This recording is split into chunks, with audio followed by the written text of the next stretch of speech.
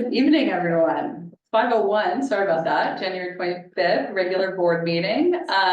And I will call to order and looking for a motion regarding establishing the agenda. So moved.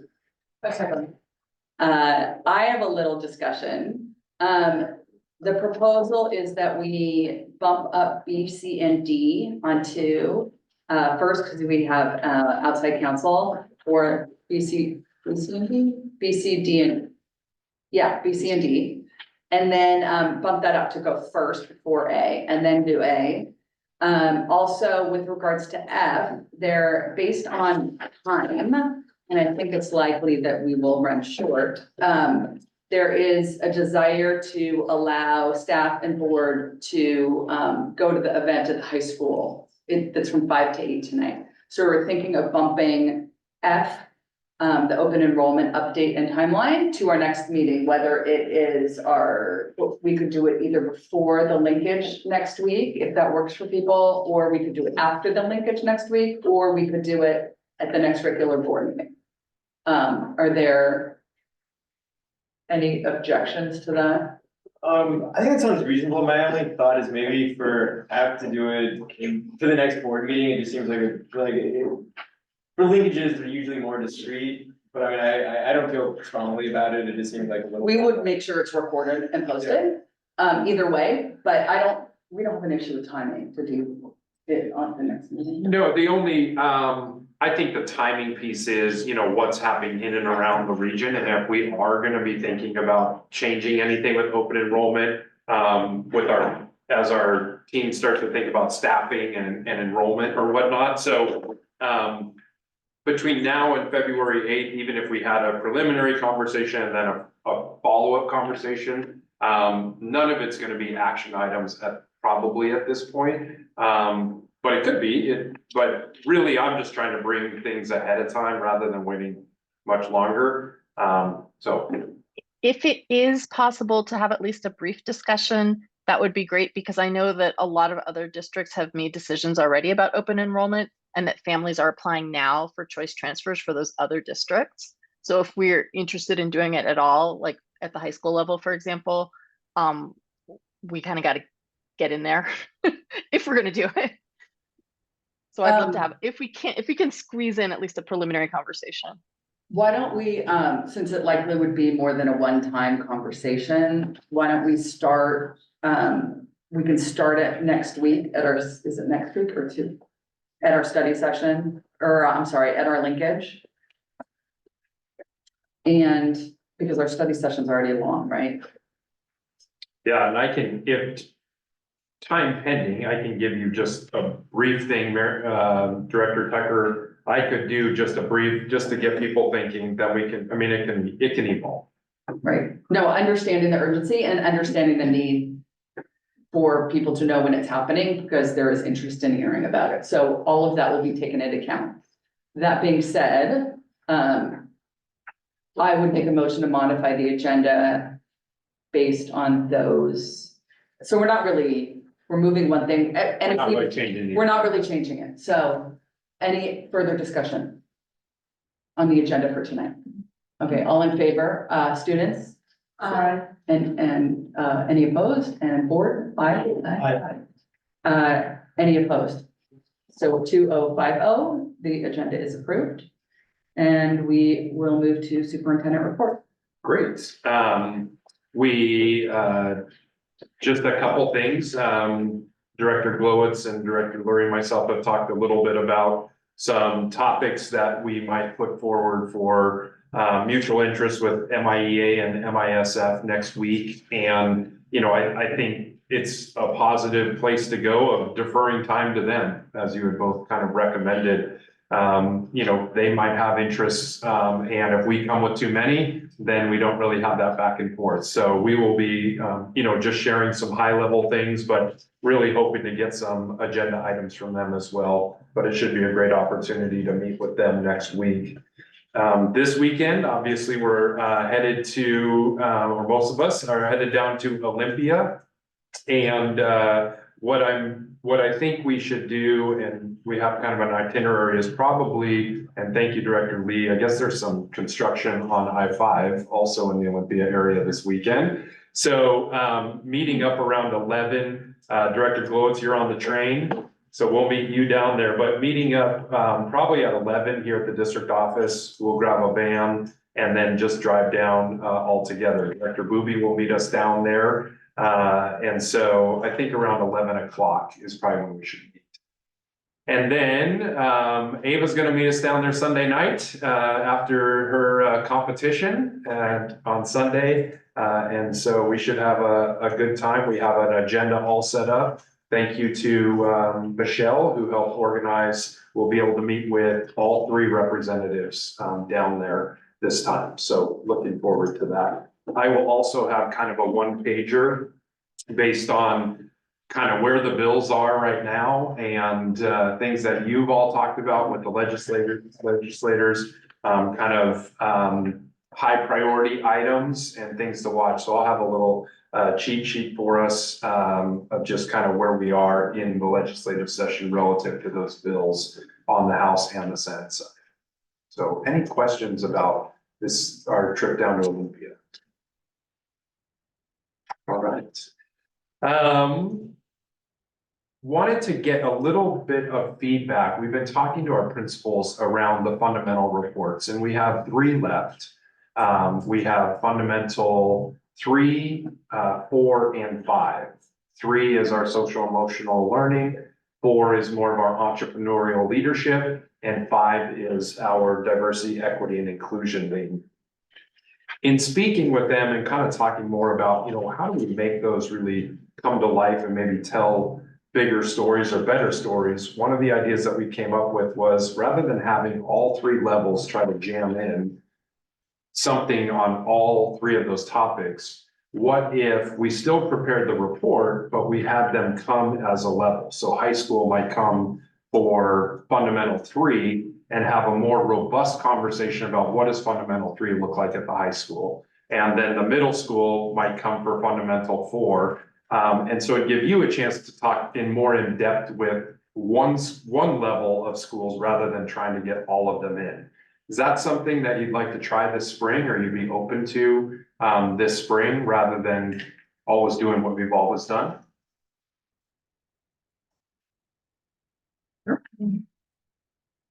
I'll have to think about that from my perspective. It seems that if we're doing one of the 3 levels each year, that is a fairly large interim in terms of revisiting fundamentals at a particular level on a 3-year cycle. I don't know. For me, You'll still get a report on things they're doing. You're just not going to get the full presentation, like more in-depth presentation. So there would still be a report about what they're doing. And I will echo him about thinking about it, and just because I think the social and emotional, for example, elementary looks different than middle school and high school. So having elementary, middle school and high school together and elementary, I see that division, but having them apart might be too much. Okay, so why don't I have you kind of think about it? If you want to email me questions or whatnot, and I can answer on that.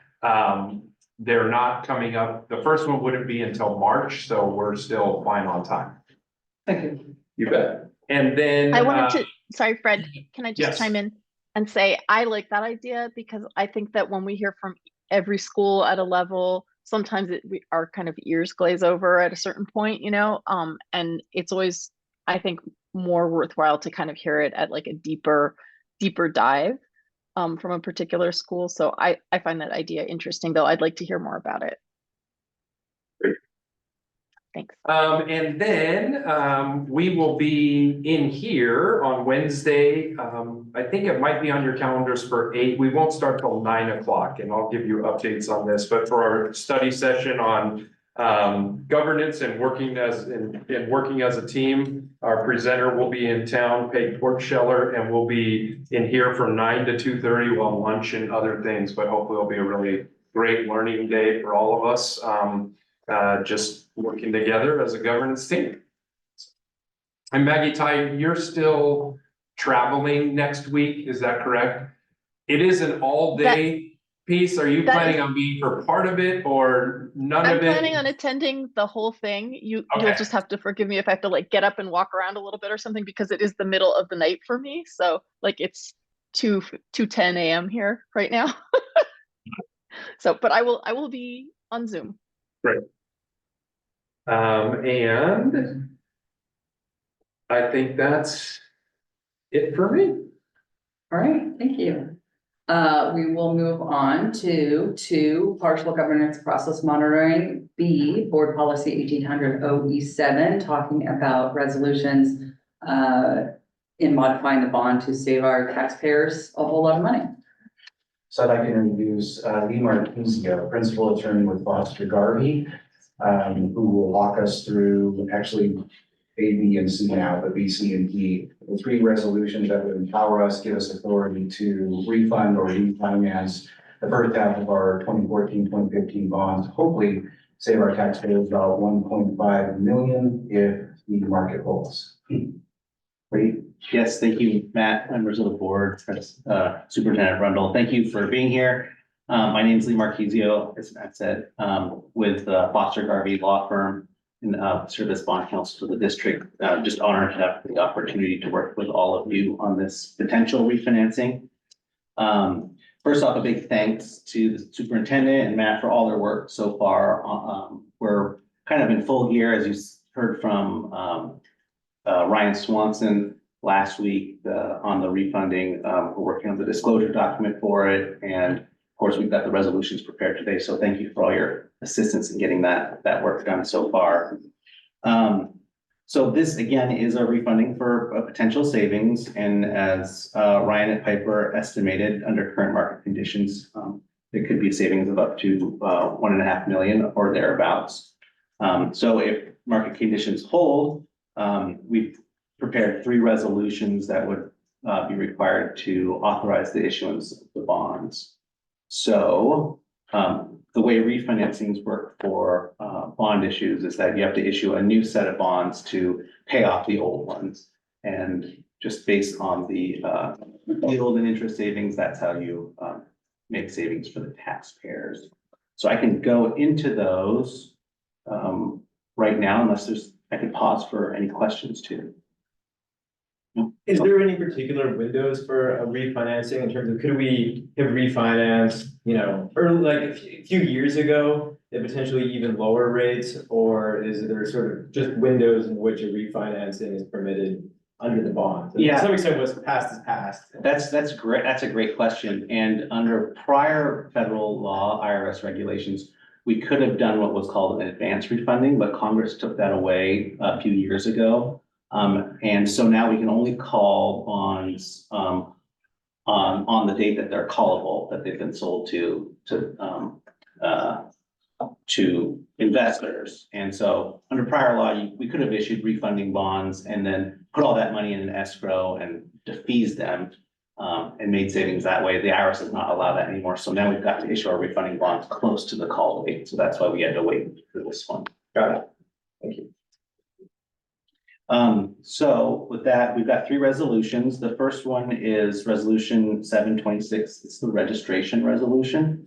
This is just a little bit of housekeeping under IRS regulations. Your bonds and other obligations, in order to be issued as tax exempt obligations, meaning the interest that they bear is tax exempt. Investors don't have to pay federal income tax on them. They need to be registered. And so this sets up a system of registration of bonds for the district's bonds and other obligations. So that's what this resolution does. The second resolution is the resolution 727, and that is the state bond guarantee resolution. Under the Washington Constitution and state statutes, the state of Washington will guarantee voter-approved bonds, including refunding bonds, which these would be. And what that does, you get the state's rating backing the bonds. And so they offer that to all districts that are eligible, including Mercer Island School District. And so this resolution allows you to participate in that program, get the state's rating behind your bonds for additional savings. And then the last resolution, the larger one is resolution 728. That's called a refunding bond resolution, and it's a delegation resolution. And so what this resolution ultimately does is it delegates authority to Matt and Fred to sell the bonds pursuant to a bond purchase agreement with Piper Sandler. And the reason we do that is they can monitor market conditions and then on the appropriate day, authorize the issuance of the bonds. However, the delegation is within certain parameters that the board will set. So if for some reason market conditions don't cooperate, the bonds won't be issued, and we'll come back and rediscuss what will happen. And those parameters in that resolution are in Exhibit A. It's kind of the fine print, but that kind of cabins the authority that you're delegating to Matt and Fred. So those are the 3 resolutions. I could walk through individual provisions or answer questions. What's the hope for when we would be able to refinance in terms of, actually having an issue and assuming favorable market conditions? Yeah, so the sale date, so there's two things. One is that would be the sale date, and the sale date of the bonds is currently scheduled for March 26th. And then the closing would be in April, middle of April. And then we put the proceeds in an escrow account and then pay off the bonds on the very first available call date, which is June 1st. How does this impact so this is a savings to taxpayers, not to the district, right? Correct. And is that future payments? So no one's gonna get a check in the mail? That's correct. Okay, so with future payments will be lessened by that amount? Yeah, your bond levy will just shrink by the amount of debt service for each year. Great. Will that be spread out over the remaining duration? Correct. It's even? Yeah, I don't know. Piper doesn't have a debt service schedule proposed yet, but typically it's level savings. Okay. You want to talk just a little bit about that exhibit on the parameters and just Sure. a very high level, just to help, everyone understand, what are those parameters as usually go. Yeah, it's just close to the end. Yeah, let me pull it up. It's page 20. Yeah. 20? Yeah, well. Is that PDF page 20? It says 17, but yeah, PDF, mine says it's on, I don't know, or 19, I don't know. That must be exhibit A. I found it. There it is. Okay, yeah, parameters for final term. 17. So the first one is the principal amount. The principal amount is set at a maximum of $43 million, and it will likely be less than that. The outstanding bonds are around approximately 40 million, so could be closer to that amount or even less, depending on the, again, market conditions. So that's the principal amount parameter. The next one, subsection B, is the dates. It's a temporary delegation. So if the bond sale doesn't go forward this year, then we'll come back at a later date and try and do it again, if at all. And of course, if things don't work out in the next few months, I'm sure we'll be reporting back to the board and keep you updated. We'll skip to D, and that is the interest rate parameter. So the interest rate on the bonds is not going to exceed 6% on any of the bonds, and then the true interest cost for the bonds also would not exceed 6%. And it's going to be much less than that because these are bonds issued for savings purposes, so they're going to have to generate a savings, and for that to occur, I think we're looking at closer to like 3.5% for the true interest cost. Again, those are numbers that Ryan Swanson can present to the board again if needed. Payment dates, typically for voted bonds, payment dates are on June 1 and December 1. That pairs up with your tax collections. And those are you covered the main ones that I just wanted public and everyone to hear, your delegation to us does not come without, expectations. And so, Matt and myself, but mainly Matt will be working with Lee and with Ryan on this. So. Yeah, the only other two I'd mention is that there must be a savings in every year for the bond maturities, and the bonds cannot extend over a longer term than the original issue. So you're not kind of extending out to later dates. Anything, any questions? No, it sounds good. Makes sense. Okay, great. So this is first reading, and there'll be then, we won't put them on consent agenda because of the nature of them being resolutions, but we'll do both, at the next board meeting on the. Perfect. Thank you. Thank you very much. Thank you very much.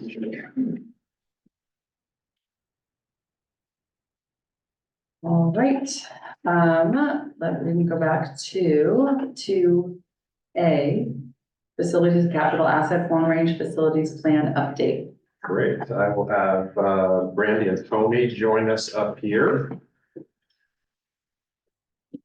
So we had a nice, long, productive meeting, was that last week?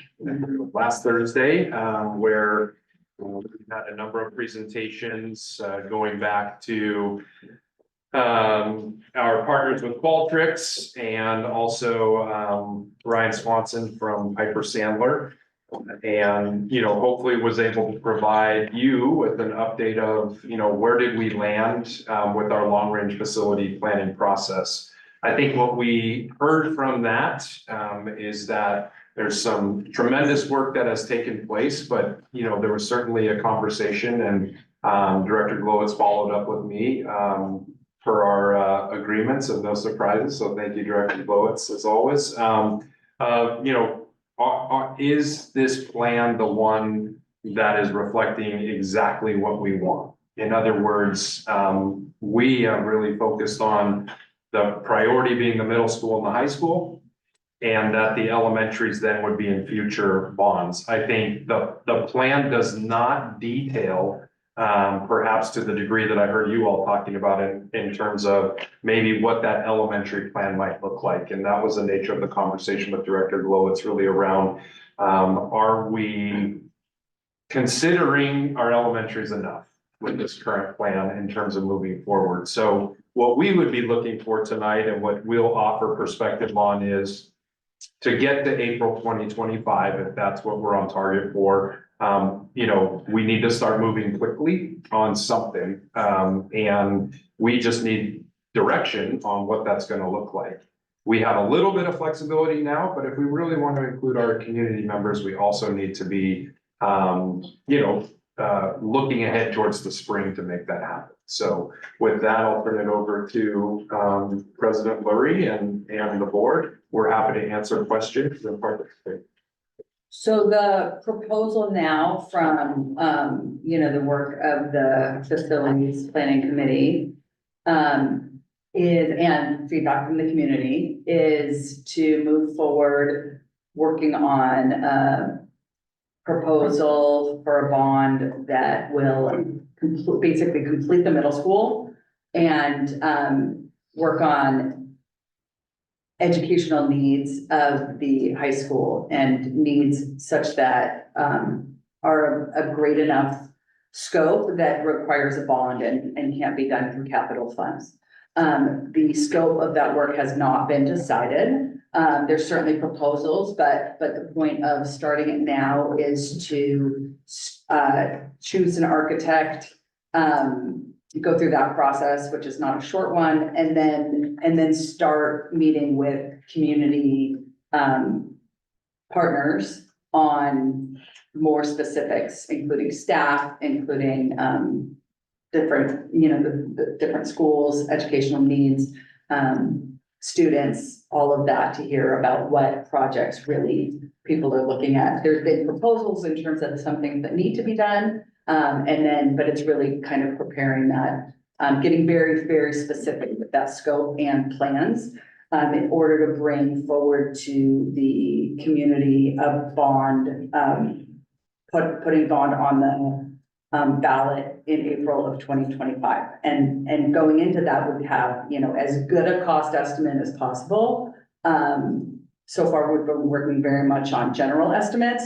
This would be as good a cost estimate as possible based on knowing when the builds would happen, the materials, whether, whether we're looking at, shorter term buildings or longer term buildings. The cost for, 30-year building is very different from a cost of a 70-year building.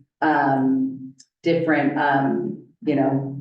sustainability concerns, all of that work is what's gonna be done in the next year, if this is what the board approves for going forward. So that's the proposal for right now, and that's the reason. It's a tremendous amount of work for a small district and therefore has a small staff. So we do not have the capacity to take on many huge projects at one time. And we can, those questions can be asked, but just kind of looking to get general feedback at this point. If you've got any concerns, if you have other proposals, make them with as much specificity as possible. If there's other things that you want to look into, we can talk about that. And we are coming up on needing to make a decision if we want, because we don't have to, but if we want to hit the April 2025, all of that work is going to take a substantial amount of time. So the board needs to be ready to give direction to the staff to start moving in that direction. Again, it doesn't lock us into anything, and we're not making a final decision on anything, but we need to have, a direction. If we're going to do something, the decision for the direction needs to happen. And just to clarify, there will be improvements made to our four elementary schools, but that's to the existing capital one. So there will be improvements made to the four schools as they exist, but that's not what we're looking for right now. Right, those were the items we discussed last week in Yeah, the study okay. session. Yeah, Just wanted to so part of, clarify. part of the presentation included the Yeah, I just wanted to capital, clarify. the capital improvements, and those are specific in those documents from our meeting last week, just kind of giving, people weren't able to tune into that. And then, and those are regular things that more maintenance, boilers, roofs, carpets, things like that. Nothing fun and exciting, but things that are necessary for the upkeep of the schools, and those would be focused on the elementary schools. Assuming we point in the direction of the middle school and high school for the bigger projects. And mainly the three older elementaries, we don't really have yes, much for the fourth Yeah. one. It's still in good shape, right?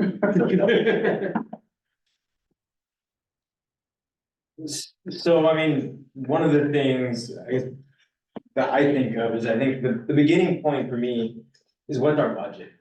And, rather than sort of what's the appetite in terms of a headline number for a bond that we think the public will support, I think the deeper level and a more educated voting community wants to know, how does this fit in to the long-range facilities plan and the overall budget? My concern is the way it fits in currently is one part of $522 million in bond issuances. When one then takes the 522 million, I mean, it's not just the headline numbers, how does that then equate for median household levy obligation? It's high. It's essentially, triple what's currently in place. Where are you getting the 522? The 522, it's on slide 29, I think, of the Piper Sandler, that looks at like the cumulative aggregate issuances under the long range facilities plan, where this would be sort of the first step of a 4 bond issuance cycle, with beginning in 25, then 27, 29, and 31. So I mean, the question is like, you don't determine, I think, the scope of improvements to the middle school and the high school, in my opinion, until what's the budget for all of the improvements that need to occur in the next 25 years. I think once we have that, and we have a list of some comparable projects that's recently been completed in the Puget Sound area, for instance, the Lake Washington School District is just budgeted $40 million for 600 student capacity, additional capacity at their middle school of 43,000, which ballpark, when we look at IMS, seems like perhaps equivalent to what we're looking at IMS. We can start building out a budget. I guess where I'm going is, I think the total amount of debt that we're looking at is less than what this bond presupposes over the long run, in terms of what's our long-term debt capacity, in terms of what's a reasonable amount for bond levy amount. Two, I think it probably, it's allotting too much to the middle school and the high school in terms of what we can afford down the line.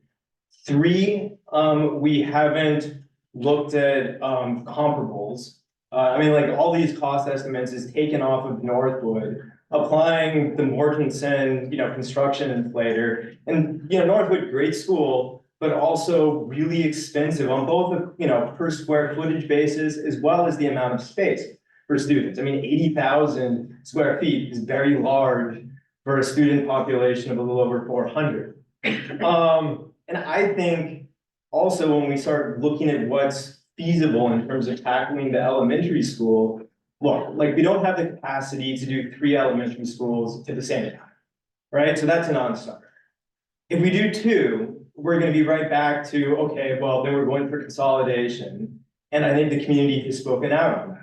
So in my view, the most sensible at this level bond package going forward is something that scales it back in terms of the expense of the middle school and the high school, adds an elementary, probably Island Park, just as a pragmatic matter to get political support, and is looking at an overall slightly higher amount, maybe $150 million, but it's gonna save the community money, because I think we're looking at maybe 300 million, maybe a little bit more, in total, issuance over the next 25-year period. And then I think we haven't also begun the question of what does it mean in terms of, real environmental sustainability when it comes to mass timber construction, which looks like on the cost basis might be the same as, steel and concrete, which has a big carbon footprint.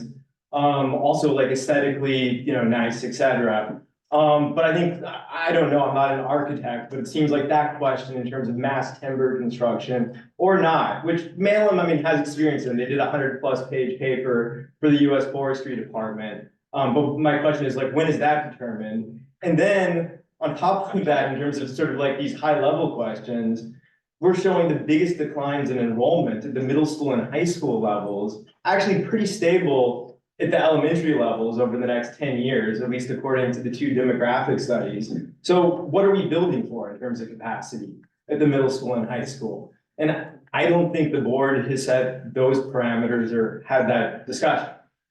I think that's all, if I'm understanding you, that's all the work that's gonna be done in this year. So none of that work's been done yet. We don't know the answer to any of those. We just need to give our staff direction on how to proceed.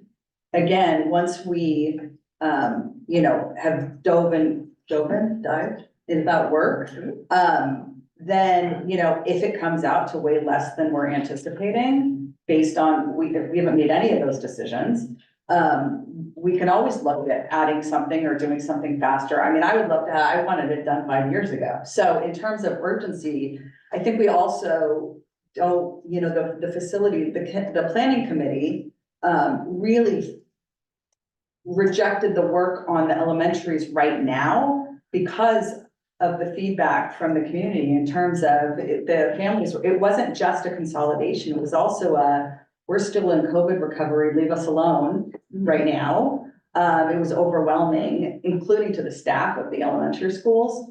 I think that just because we start with one doesn't mean that I think we made a misstep. This was before I was on the board, but in terms of not having as set a plan in 2014 with when the second half of the middle school was going to be completed. I would like to see things, not that, they'll still need to go before the community in a new bond, but I agree with you in the sense of, I want to see, kind of what the plan is.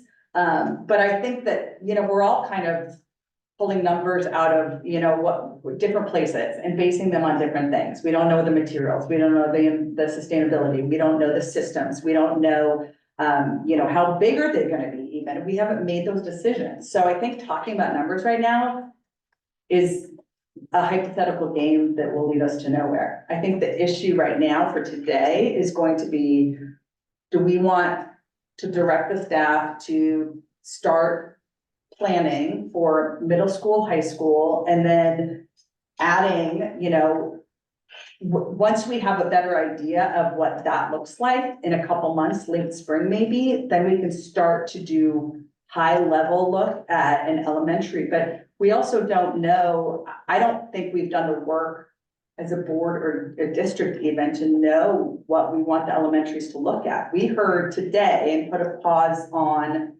consolidation, but we think we might know what enrollment's gonna do. One of the strong convincers to me was, let's let this stabilize out. I don't see the middle school project being anywhere near the size that it was planned for 10 years ago. I mean, there's no question of that. So again, I think throwing out numbers without knowing anything about them is just not productive as far as today goes. But if we do want to widen the scope, I think we can get some feedback. I see that there's other feedback, but I think we can get feedback from Brandy in terms of how we might be able to get more to start doing that, whether it's a new facilities planning committee really focused on the structure of our elementary schools in the future, or, blah, blah. Like, I think there's lots of things we can do, but if we don't start this one, if we wait for all that, then we're just pushing it down the line again. So, thank you, Ty. Yeah, I just wanted to say that I think you raise a lot of valid issues, Dan, but that it's a little bit putting the cart before the horse, because the goal right now is just to sort of give the staff guidance as to like what it is we're interested in doing, like what buildings even to look at, So do you want me to stop for a sec? No, sorry, we're listening. Okay, no problem. Just like if you're remodeling your house, you might be like, we can't afford to do everything. Do we want to add an extra bedroom, or do we want to build a bigger garage? And then you kind of start from there and you go, you know what, the extra bedroom's really important. We're having another kid, we're not. And so like that's where you start, and then you begin to kind of plan it out, price it out. You figure out like what the most urgent needs are. You begin to talk about costs, and then you begin to figure out how you're going to pay for it. Like, I think that we would never get anything done if we try to start from figuring out like all the financial details of something that we can't figure out because we don't know yet what the thing is. So that's my 2 cents. And I will say that from the graph that you have provided us in terms of the years, I think that it has been very, very careful how we are taking care of the taxpayers. And I would definitely like to be it in a simple form, in the sense that it will be easy for everybody to follow, that we're not putting one bond on top of another and just skyrocket our taxes. But it is very carefully thought on how are we putting the bonds compared to our levies and our capital. So I think that helps, and actually see the reality of what are we asking our community, and also depending on the needs of the district, what are we actually gonna ask for, how much, yeah. I think that's right. I think that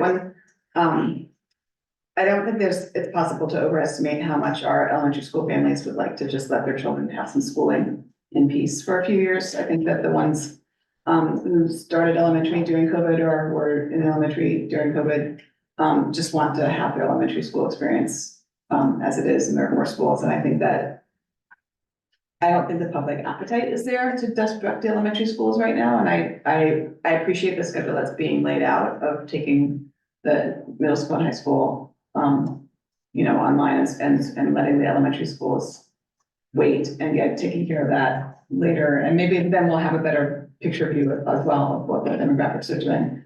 I certainly want to address some of Director Gold's concerns, but I also think that these are questions that will be answered once we get Tony and Brandy to really do, their further look into the situation. But yeah, I think that maybe numbers wise and demographic wise, we would say, oh, let's get started on an elementary school. But I think emotionally and community and politically wise, I think it's hard for the community right now to say like, yeah, let's tear up a playground when these kids are still trying to normalize their school experience. I mean, so we're talking a 25 bond. we're talking then a year and a half of permitting. We're not talking construction until 28, maybe completion at 29. And so like one. On the elementary or on the other? On an elementary, I mean, and even just any, like any That's as soon as groundbreaking, something, right? yeah. So like, we're still years in the future, like one. Two, again, my concern is that we're gonna spend way too much on the middle school and the high school. I mean, we have 95,000 square feet of new middle school. One, the question is like, what is the square footage we're looking, to add, to replace, to make new? I think there's some tension with, well, we don't wanna do anything at the elementary school because we wanna see what demographics do. But that's actually the level in which our predictions say that's gonna remain the most stable, right? Where we're showing the steepest declines is at the middle school and the high school level.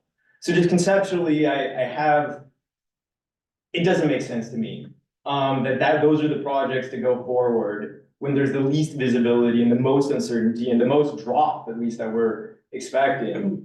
I think we have, and I don't think the elementary school, like people at the elementary school, if they realize, look, the only way we're gonna redo the elementary schools in any time, in my view, is if there's an elementary school in the next bond package. Because as I said, there's no way we can do three at the same time. And politically, I think if you say that you're gonna do just one as a standalone, I think that fails.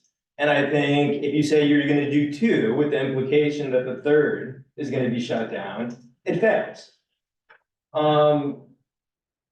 So I think, as a result, like the default is, I think we need to give a serious look to a lesser amount at the middle school and the high school, and including an elementary school.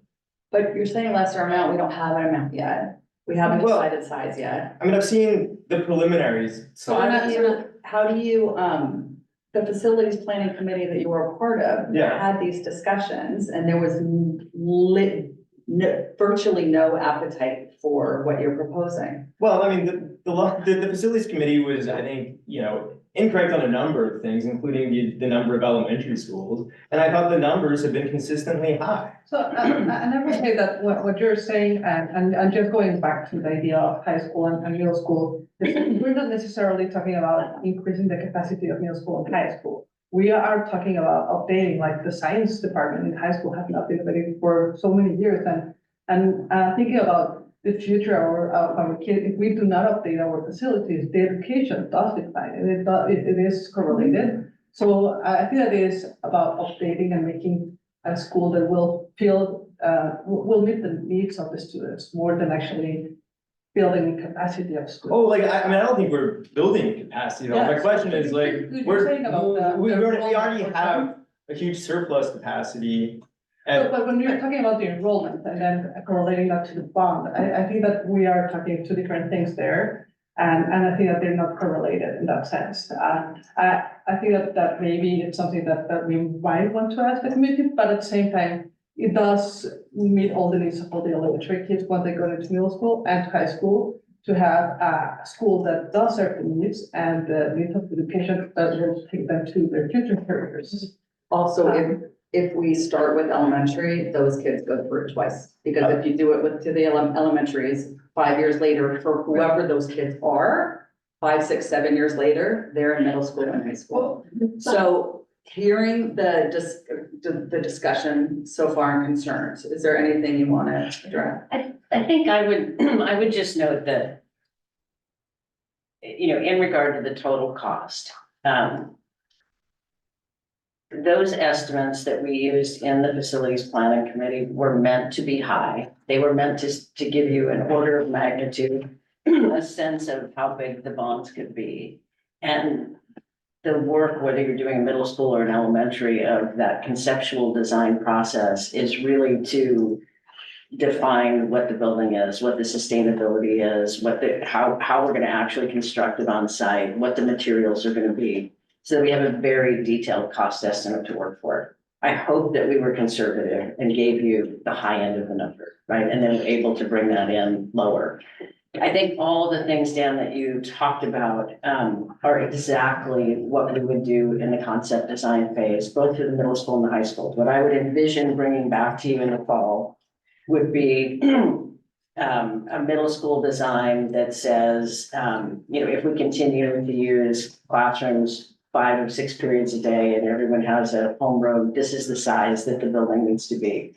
It includes, 36 classrooms, 2 art rooms, 2 science rooms, and a black box, whatever that recipe for it is.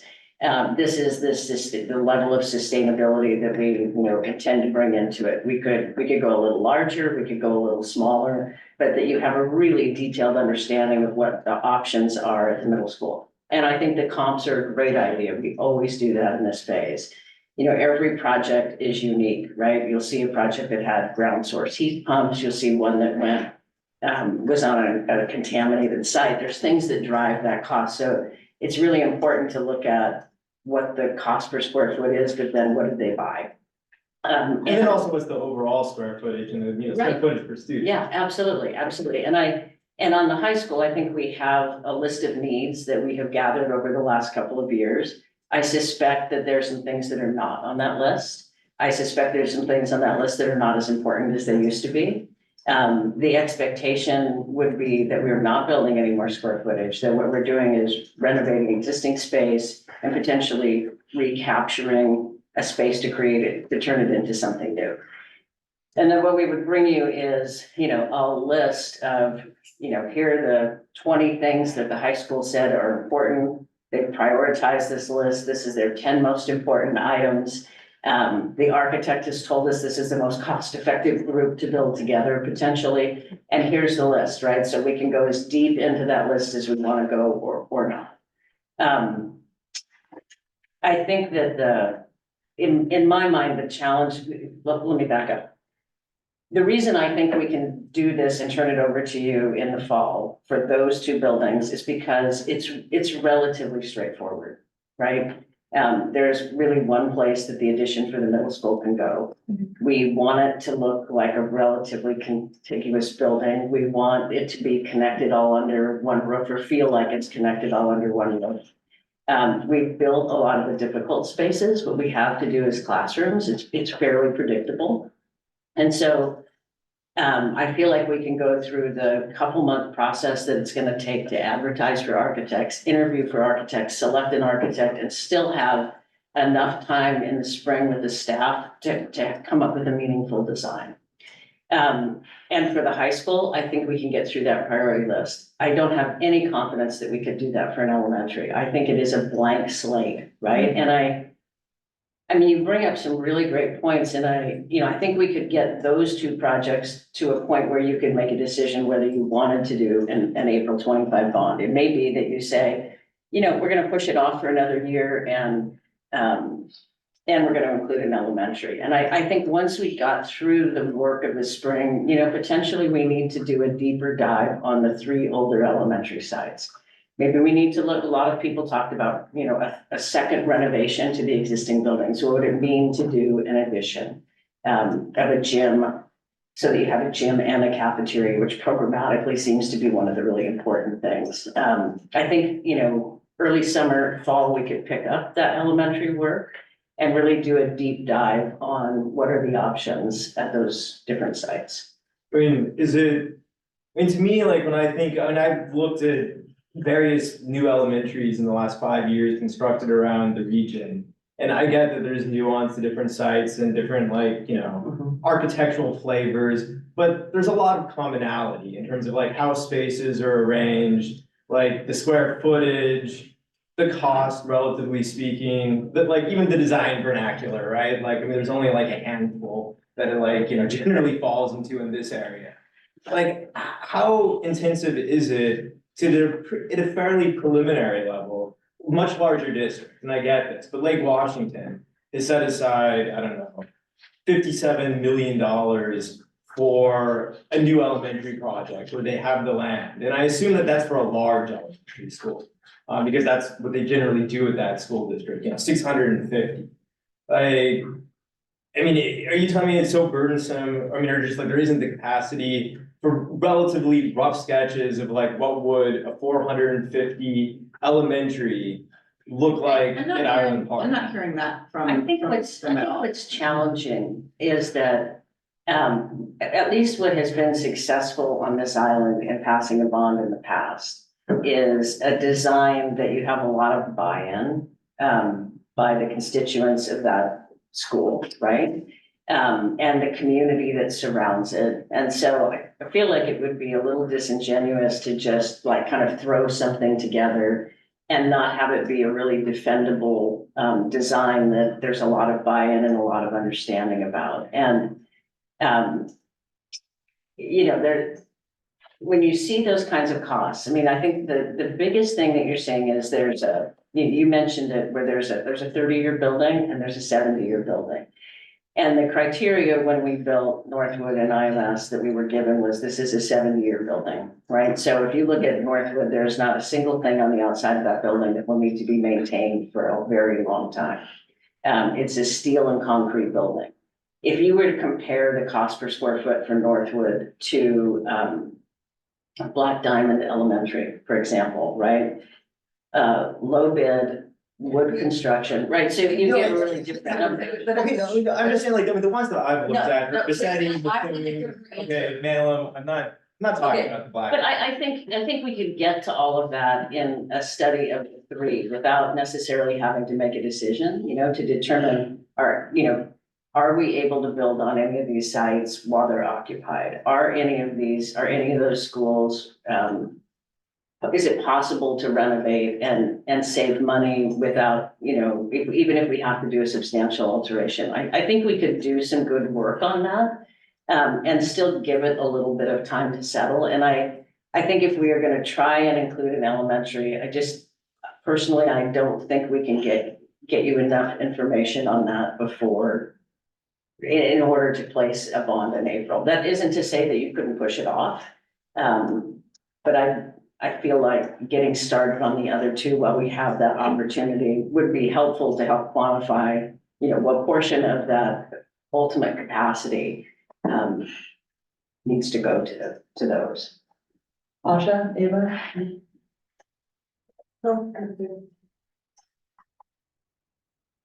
If you were in elementary school, I mean, in terms of does it feel like the right direction to head in at this point? Or do you have concerns?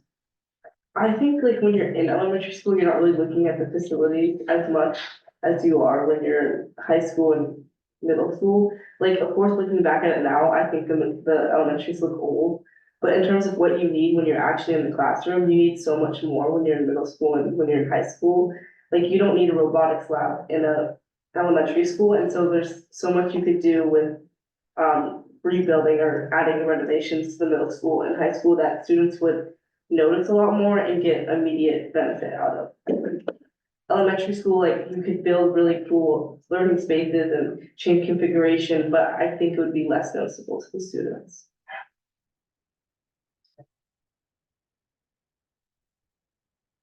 Any other thoughts? I would just say that I do agree that all of the elementary need renovation, of the three of them. And I'm scared that by the time all of them will be renovated, I can be a grandmother. That long. You could be very. Or we'll. No, I can help. Don't put me out. But anyway, but I do think that at this moment in time, I like the idea of having a plan that we can present that is tangible for April. And then maybe explore the possibility of, if we have time, to see if we want to push it or not.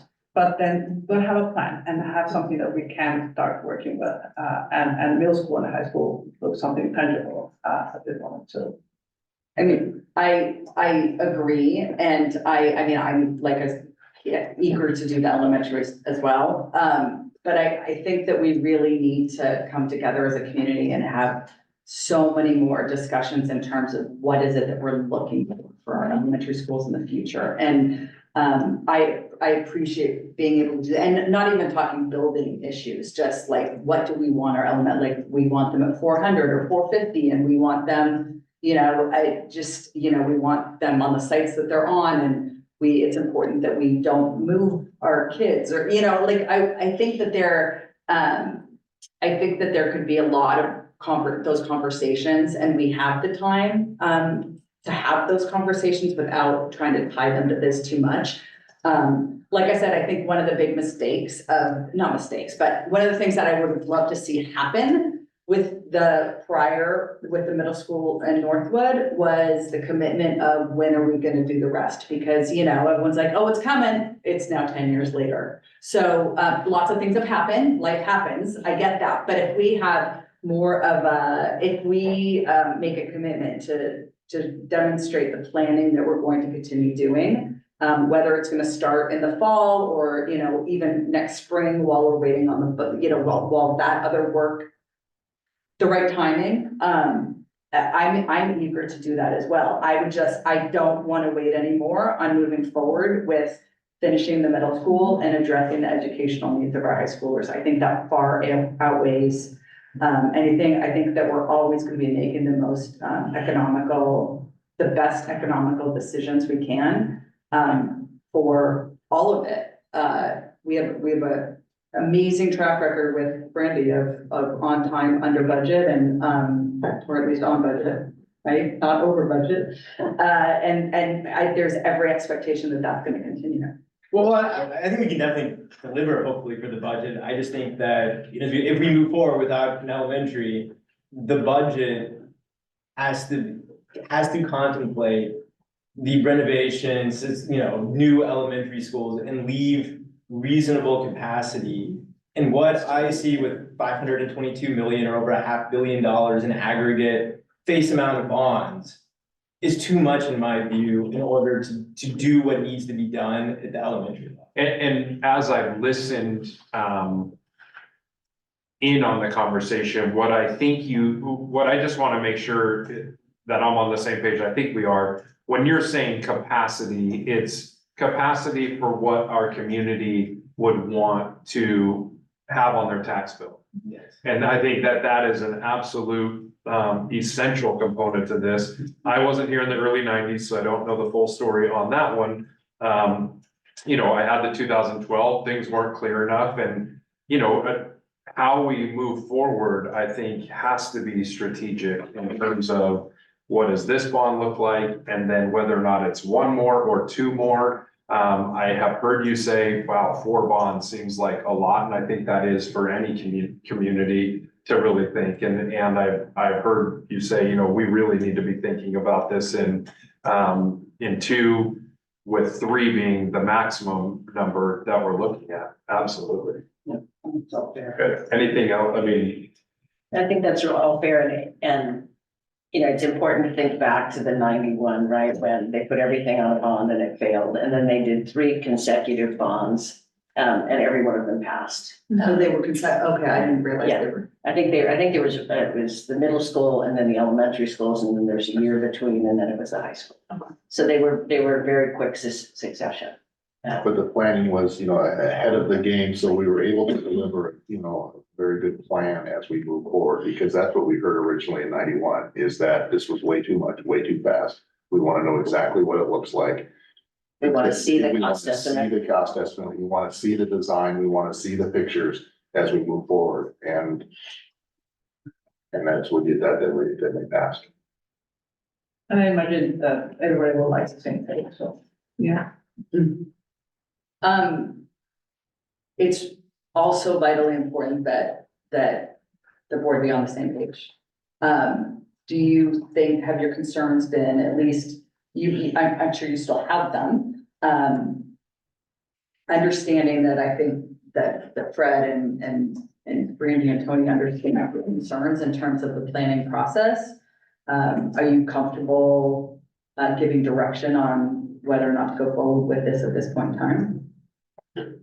I mean, if the rest of the board believes that an elementary is, you know, infeasible at this time, I don't think it is. I think there's a lot of reasons it makes sense, but so be it.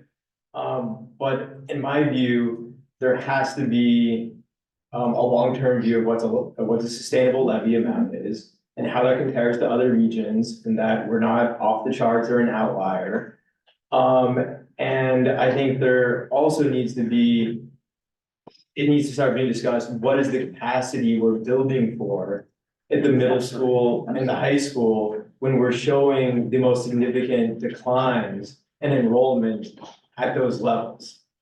And I think, couldn't agree with you more, there, and I think that's where we definitely need, to go next in that process. I also have heard, and I think this has been talked about, maybe it was more in our meeting last Thursday, but as we go out to find partners in this, right now, we're looking at architects. It's not about saying, here's the total of pot of money that we have designed to that. It's, here are our needs and here is our forecast. Let's design to that so that we aren't putting anything forward that's going to jeopardize tax bills or future bonds that people are going to want to vote for. So this is about what our students need, to Asha's point. And programmatically at the high school, it's not about capacity as much as it is about program. At the middle school, it is about capacity. We do need to continue to come back to you and say, here's what we're thinking. We're going to get new projections as we're looking for next year out here very soon. Matt and his team are out in the schools right now collecting that information, and we'll continue to bring that back to you as well, 100%. So it sounds like we have consensus to give direction to start this process. Where we put bids out for an architect, is that? RFQ, request for qualifications. And Director Glowitz, we had a great meeting today, and Ryan Swanson, who you met last Thursday, is going to get us even more information around long-term projections related to, tax bills or whatnot, and we'll get that all to you as well. So, anything else there? Director Sullivan, anything? All right, so just for full information, the RFQ process is, well, it's sort of mandated by law in terms of how it's very much mandated by law. And it's a confidential process because it's a contract thing with the companies, right? I mean, that'll be a board decision that will not be in public. I think it will be in public. Oh, will it? Yeah, I think the process is we will place a request for qualifications in the Daily Journal of Commerce. That will ask architects to submit a statement of a package on a basis of criteria. The district will determine who will review those proposals and who out of the firms that submit they want to interview for. Our suggestion is that it's probably two separate firms so that we have the full attention of a team in this short period of time we have with staff to really focus on those projects rather than somebody trying to do both. We would interview and then make a recommendation to the board for who to select for the high school work and the middle school work. And then we would immediately dive into working with staff and community and board and students on what those look like. Yeah. I just remember when we chose for the long range facility plan that the board interviewed. That was a little odd. We don't Is that- usually do it that way. okay. Typically, and it's not to say there wouldn't be a board member on the interview committee, but typically it's not interviewed by the board. Got it. And I would expect that, for the middle school, it will include Aaron and Mary Jo and probably Dr. Rundle and Tony and Matt. And, we want a balance between educators and. So approximately how many architectural firms are there in the area that do sort of, I would say, schools in keeping with like the expectations of the community? I mean, my very ballpark sense is it's maybe a half dozen, at least in the I area. think it's more like 10 Okay, or so 12 that would, this is a short schedule, right? To get a lot of work done in the spring. So I think there may be some firms that, are not as skilled at that process, that we may not see proposals from, but I would expect that we would see, at least 5 or 6 or 7 proposals. When it comes to the middle school, because that would, I guess, be new construction replacing the 100, 200, and 300 building. Does the firm, at least if mass timber is an option that we want to pursue because of the sustainability, aesthetic, other reasons, relatively rapidity of like construction.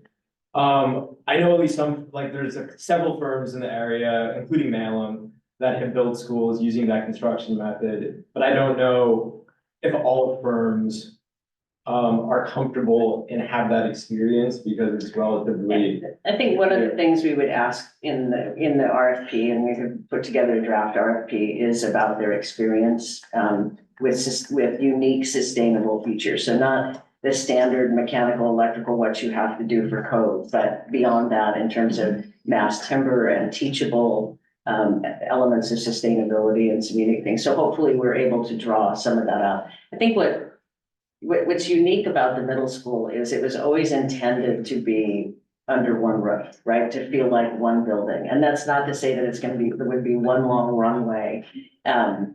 But it is a steel and concrete building. And so marrying a mass timber building up to a steel and concrete building might be a little interesting. But I think it's certainly something we can investigate. And certainly, like, I mean, you have buildings where you have that like sort of dialogue between, Absolutely. whether it's a more classical base with like a modernist, glass structure, top, but Yeah. it's something for me that would be important for at least to be under consideration. Absolutely. And my guess is anyone who submits proposal will probably have watched your Thursday meeting and this one to glean a lot of what you're already saying, which is great. That's why they're public, and that's why then hopefully they do their homework to know what are you thinking, and they're listening in to know what some of those hopes and dreams are already. Yeah, I totally agree. Okay, great. So nothing to vote on, just direction, and thank you so much. Thank you. All righty. Board policy or 2, partial governance process monitoring, E.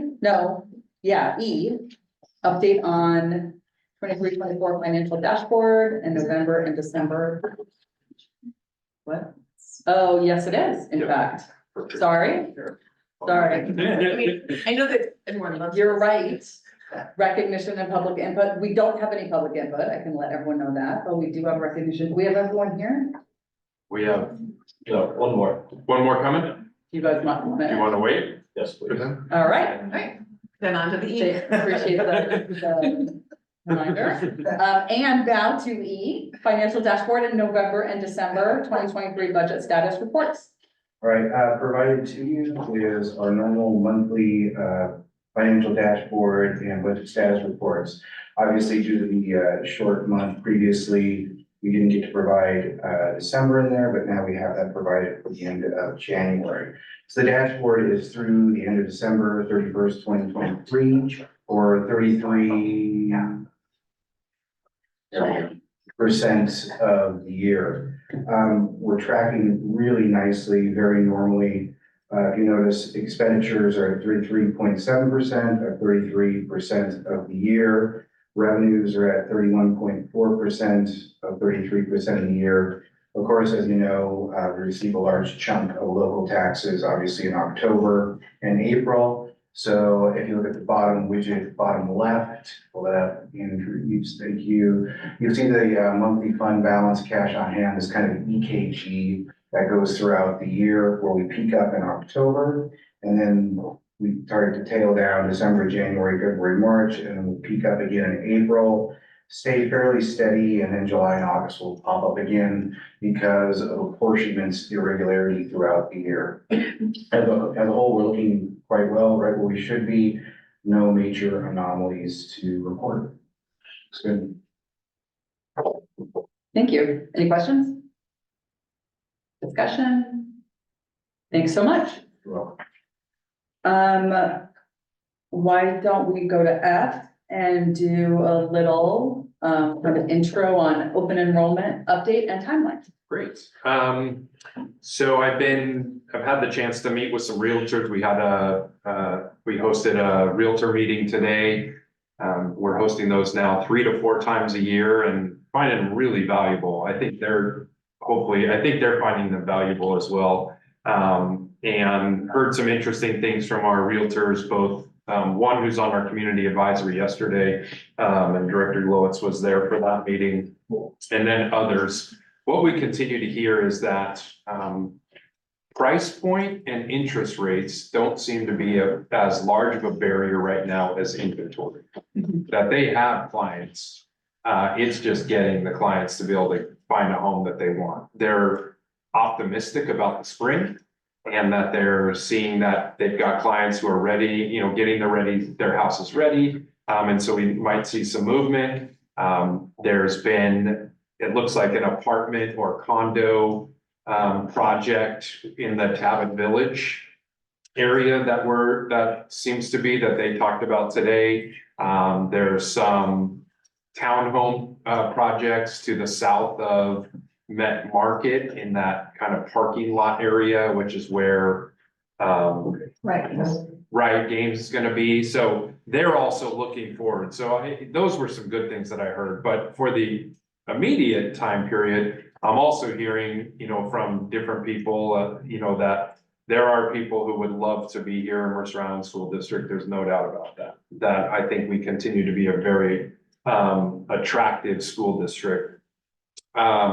When I think about, you know, the road ahead and what we have, to the discussion you just had around our elementary schools, trying to see how those are going to stabilize, I think is going to be really important, and stabilizing enrollment and seeing what's going to happen. I think the middle school is maybe a little bit of the gray area, but a place to consider as a board. And I'm not coming to you with a formal recommendation, but something to start thinking about is potentially for the high school and some open enrollment in the high school. A couple of reasons on that. One is it's confined to the 4 years. For sure, we'd have to work out siblings and those types of things.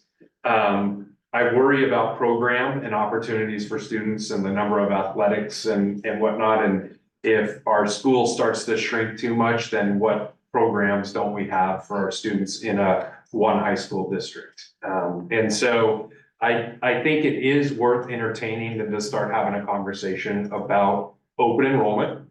I know that you've had conversations about what does it mean to contribute to the community, as Director Glowitz has mentioned, and that we opened it up to our city employees last year, which was a great move. We'll probably continue to see some more, but if there's a place to look, the high school might be that place to start looking in terms of open enrollment.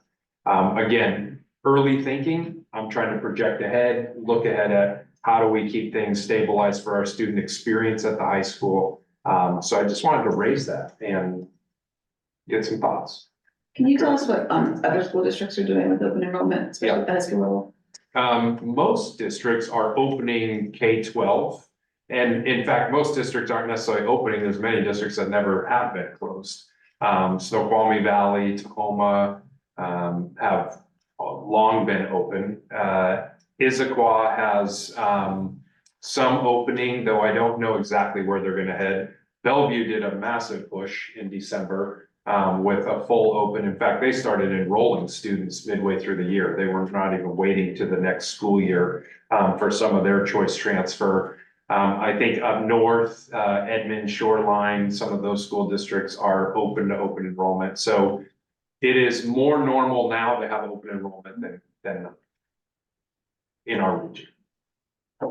Maggie Jack? Yeah, just the entire 4 years that I've been on the board, I've had people come to me concerned that the district was like on the verge of open enrollment. And I've always been like no one's thinking about it. We've barely discussed it. It's just this sort of annual requirement by law that we have to look at the question and decide every spring or whatever the date is. And this is the first year that I've heard people really thinking seriously about it. And I have to say that thinking about just opening enrollment at the high school is a lot more palatable to me. Like when I had heard about, you know, when I had thought in the past about opening enrollment K through 12, that's a big commitment as I had heard it described, where you have to take not just that child, but all of their younger siblings kind of in perpetuity throughout the whole, you know, school career. And so we actually got an email from a community member a month or so ago saying, well, why don't you guys just open enrollment at high school? And I didn't reply to it. The president replied, but I thought, that's not a bad idea. Can we do that? And then we heard at the last meeting some of the details of how that would work, and that, we're not obligated to take students who we don't have room for in the program that they would need to be in, for example. Whatever that program is, we can set the guidelines that we want for whether grades or something else if we want. It's not illegal, at least. I think that would be really interesting. And I had shared with Fred earlier today that a good friend of mine took his daughter on a tour today of Shorecrest High School in Shoreline. And they live in North Seattle. And there were 100 families there touring the high school. And he said about 99 of the families were from Seattle looking for better high school opportunities for their kids. Some of them from quite far away in Seattle. And I think there would be a lot of families that would be very eager to take advantage of the chance to have a Mercer Island education without having to necessarily buy a Mercer Island home. And some of those families that aren't able to get houses here or apartments here because of the lack of inventory might become future in-district, families, because like they could get their kids into the high school and then maybe a couple years down the line, find the house that they need or the home that they need. So I'm very interested in this idea. I feel like it would be some new kids and new energy and more funding for our high school, and make sure, like, there are classes that haven't been offered fully or have only been offered online because we haven't had enough kids interested the last few years. And it would be great to see those classes full and the extra classes being offered again. And so I personally think it's a great idea. Couple questions. If the main motivation is to sort of have certain, I guess, critical numbers for various programs, would we then be targeting those programs in terms of open enrollment, saying it's only if you're, play on this sports team or are interested in this course? And then the second question is, I know under law right now, we have, open enrollment for students of employees. What does that equate to for an FTE? And could it be accomplished by lowering the FTE requirements? So it encompassed, just extracurriculars, whether that's, coaches, advisors, but those that might have like a 0.2 FTE. But or otherwise, to my earlier thing, I think extending to public employees is different. It's not about filling to a number. It's about there's different ways to buy into the community. We can definitely get the staff FTE and probably put that on the next agenda as information. I don't know that the student FTE offhand on that. And then in terms of, I can give you a much better overview of, what are the parameters for staff and the coaches. Coaches is one that has come up. We have coaches who are seasonal. And so they don't meet that threshold, but are there opportunities there? To your first question, it really, I don't necessarily see an on-ramp or a pathway to selecting based on just programs, because a student doesn't, just because they might be interested in it, doesn't mean they have to lock in and then do that specific thing long-term. So I think that would be challenging. I think what we'd be thinking about is if we were open, the hope is that we get enough, interested students with a variety of interested that it would keep programs going. But we wouldn't target athletics and say, we only want this, our tennis team needs players or something like that, based on that. But then it is like, there's quite a bit of. Are we able to limit a number of people that we would accept? Like if we would like, or even like in the first 2 years, we'd like to try 20 or 30 students.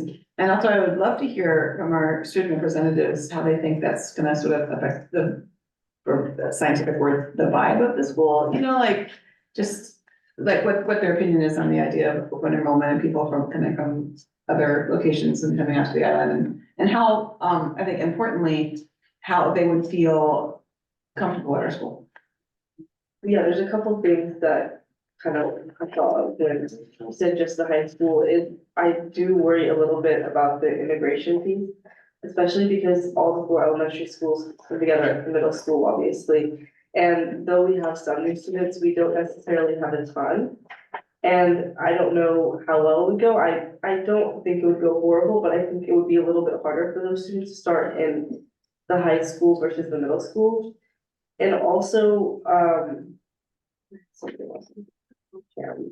Ava, you have something to say? Yeah, I think there would definitely be like a change in culture because like, especially in Mercer Island, when like kids are like in the same friend group from like elementary to high school, it's like definitely more cliquey. And then like, I think introducing like a more diverse group of students would change it, but I don't think it would be for the worse. I think it would help Mercer Island students become more aware of like different like diverse backgrounds and be more accepting and like develop more skills to socialize and like create new connections and relationships. So I think it would actually be beneficial. Yeah. Also, another question I have is if it would be more of an application style or a lottery style, because I think if it's more like application, it could lead to a more competitive environment than we already have. Yeah, the application part is really challenging because of the way the laws are on when people apply for open enrollment. You only have a certain number of days before you have to make a decision on a student. And so if it's an application piece, you limit yourself in terms of people who catch it only at that time. And then I don't know the full extent of that. I'd have to work with Director Battersby a little bit more on what that application is. It's typically more of a lottery based on how the number of students who have enrolled for a certain period of time. I haven't seen the application pieces in other districts, but we did start this exploration, a while ago, and we can revisit that too. I didn't totally live through it, but we did have open enrollment in the mid-2000s. 2008-9 was the last Okay. one. So, as far as I experienced, and it wasn't my child, but my nephew had classmates that came in for open enrollment. I don't see any negatives to it, as long as there's space, we're meeting the needs of our students. And I hear the concerns. I think that they're pretty minimal. Kids are gonna wanna come here because it's a lot of effort to go to a school that is out of district. We don't provide transportation. They'd have to figure out a way to get here. They need to be committed to attending and being educated here. And then, knowing, I hear you in terms of the coming into these set friend groups. It's hard for lots of kids, even when they've grown up here, but they're gonna know that when they come in and making that decision in terms of, I'm gonna have this experience. So I really, I know this is something that, we cannot decision, at least for this year, that we can't put off very long because just of timing and what other districts are doing. But I also think that, this is a huge community impact. And so I would love to give community members the opportunity to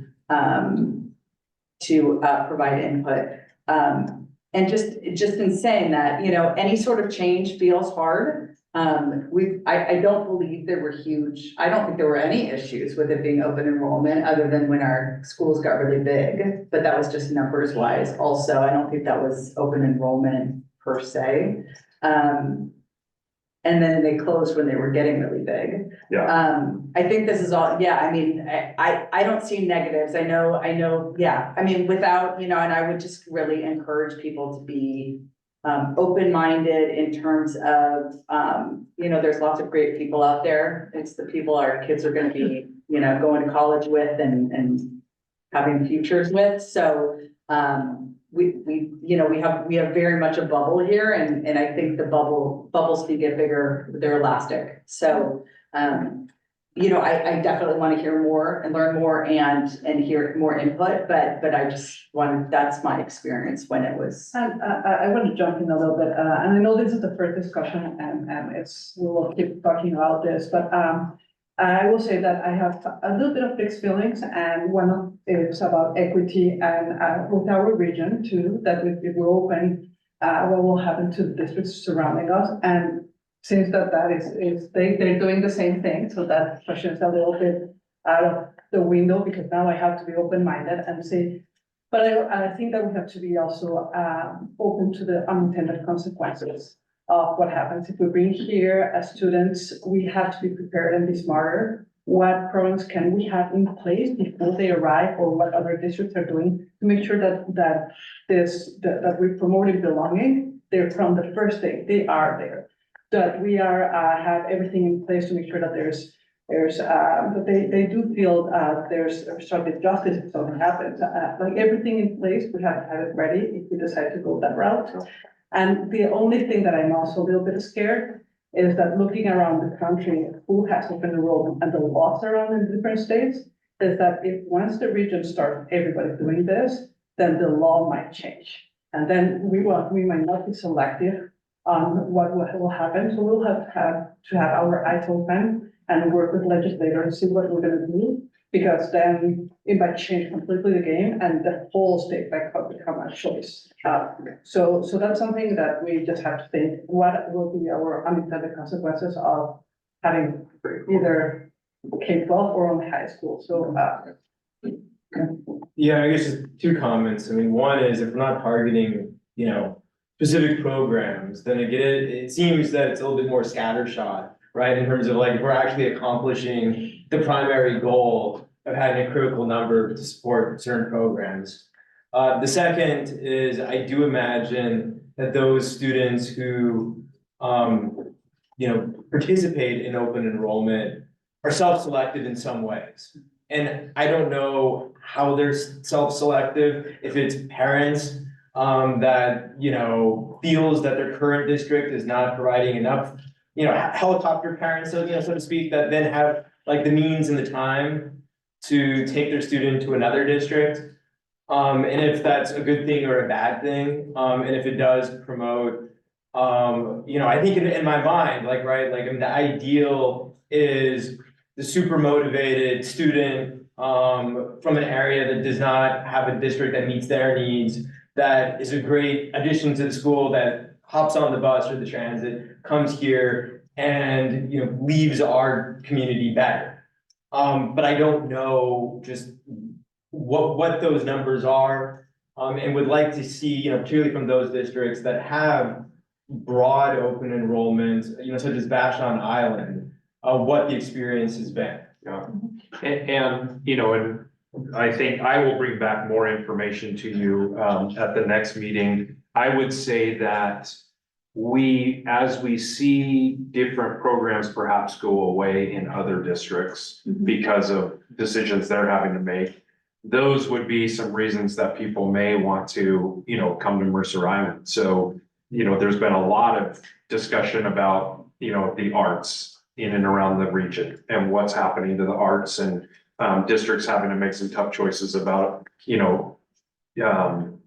reducing experiences. So those could be some students who say those opportunities aren't here, but Mercer Island has those. So there might be some program thing. It won't be targeted, but it might be just the ones who move. But let me bring you back more information. You've given me some great questions.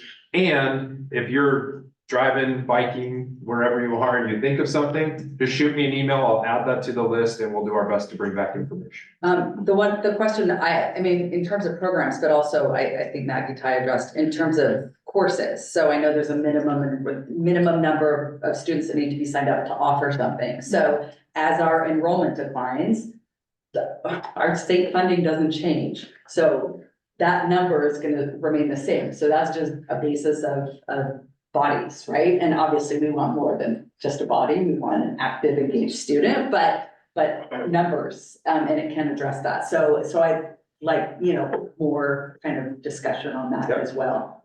Can I just chime in and say one of the reasons that, speaking with my friend who visited Shorecrest today with his daughter, one of the reasons that people in Seattle may be looking for some other opportunities is that there are so many specialized programs at the high schools in Seattle, but not every school does everything well. And so, your kid can go to a school that has strong arts, but maybe they're weak in the sciences, or strong sciences and they're weak in the arts. And so that's, I think, one of the things that would appeal about Mercer Island, that we're pretty strong across the board, obviously.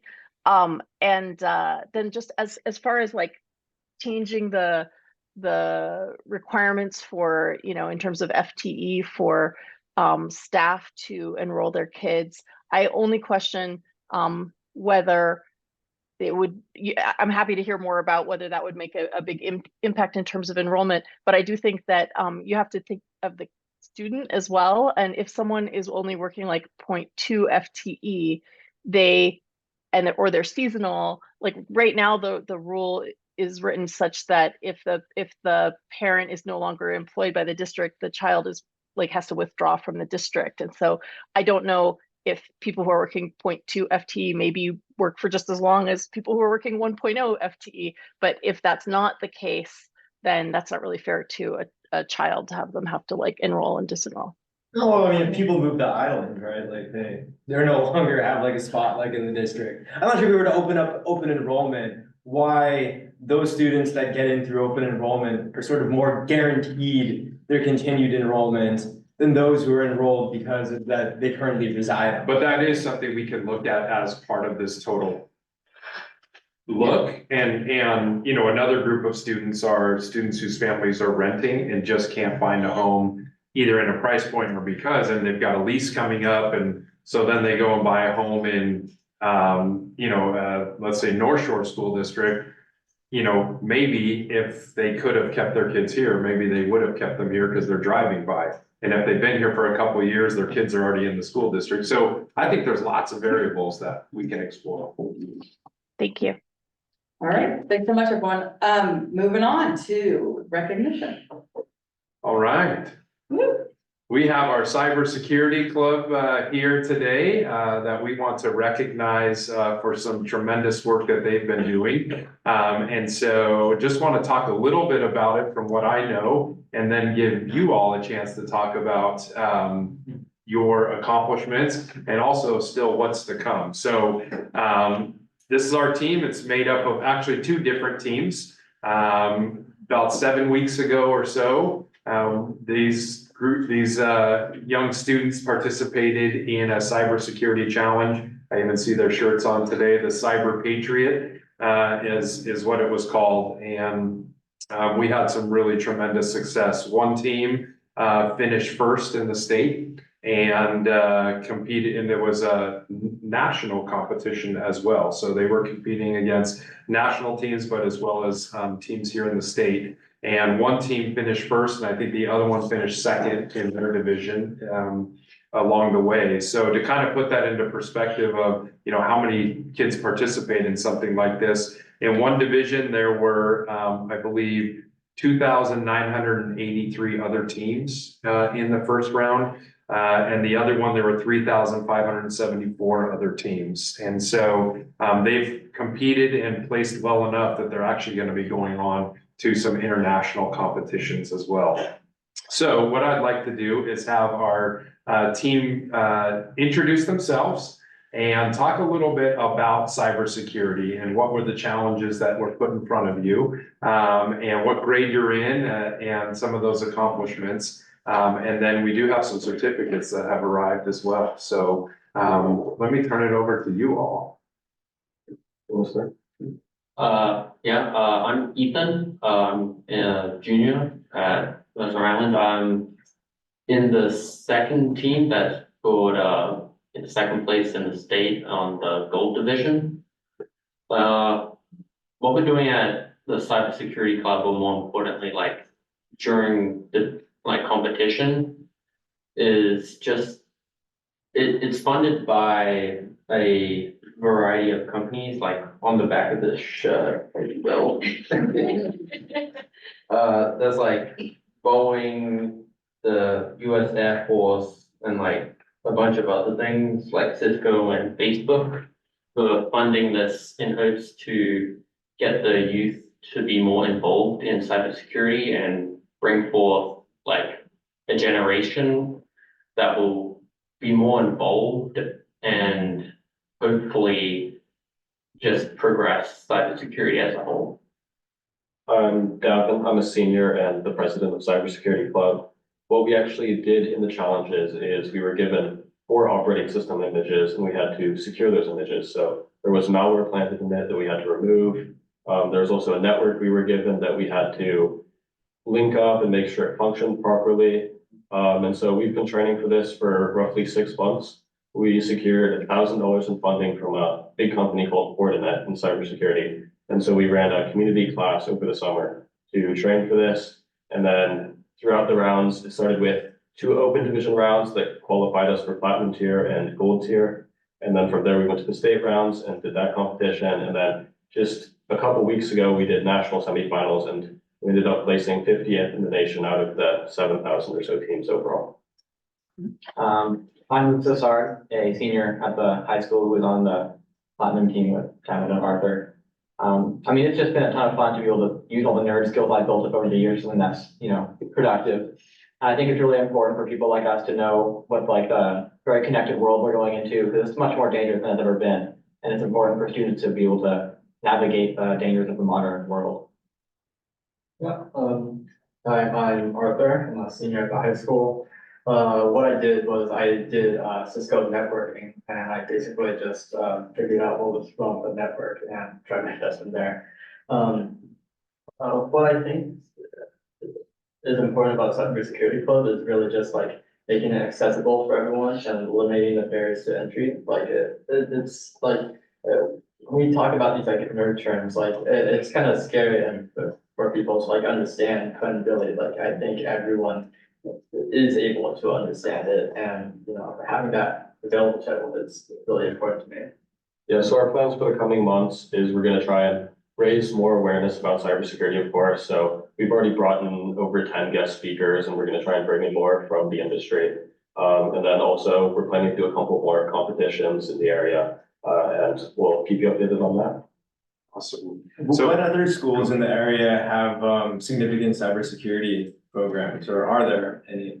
A lot of the tech schools like Tesla STEM and whatnot are definitely participating. And actually, it's funny, this year, it was our first year competing and this competition has been going on for like 16 years. And we realized that the team that we were competing the hardest with in state had actually won for 7 years in a row. So we ended up beating them and we're pretty proud of that. And what can the board do to, you know, to support you guys more and to grow the club? I think it's been a struggle to get like resources for the club, whether that's like open access stuff that we can do on the network, or even communicating with administrators about what they're doing on the school network and how they're securing that. And so I think just being able to have better contact with those people will help us. Andrews, you got a bunch of hands. Yeah. Yeah, that's right.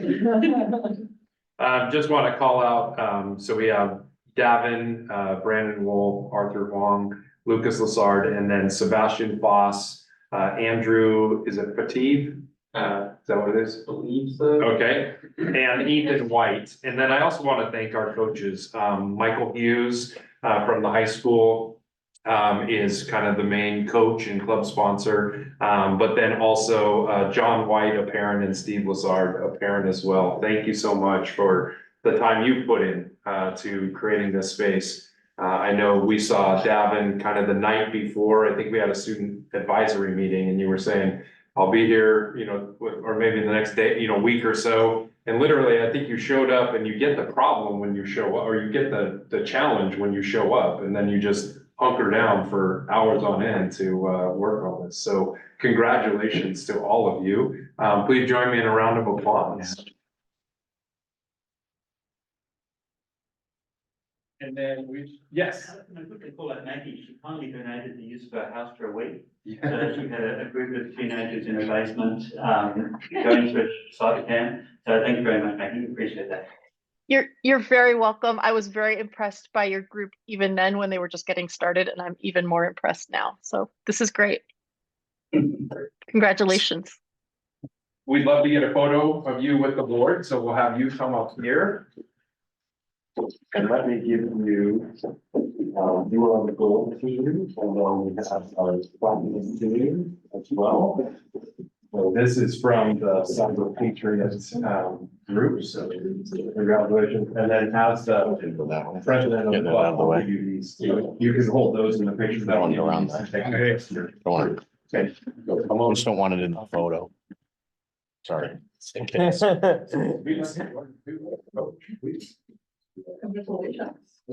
Congrats.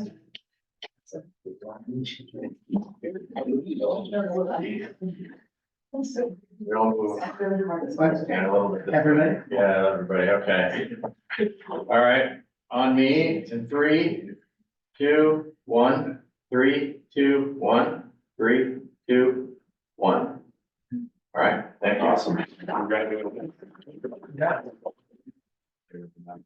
Yeah. Good luck in your next adventures. Yeah.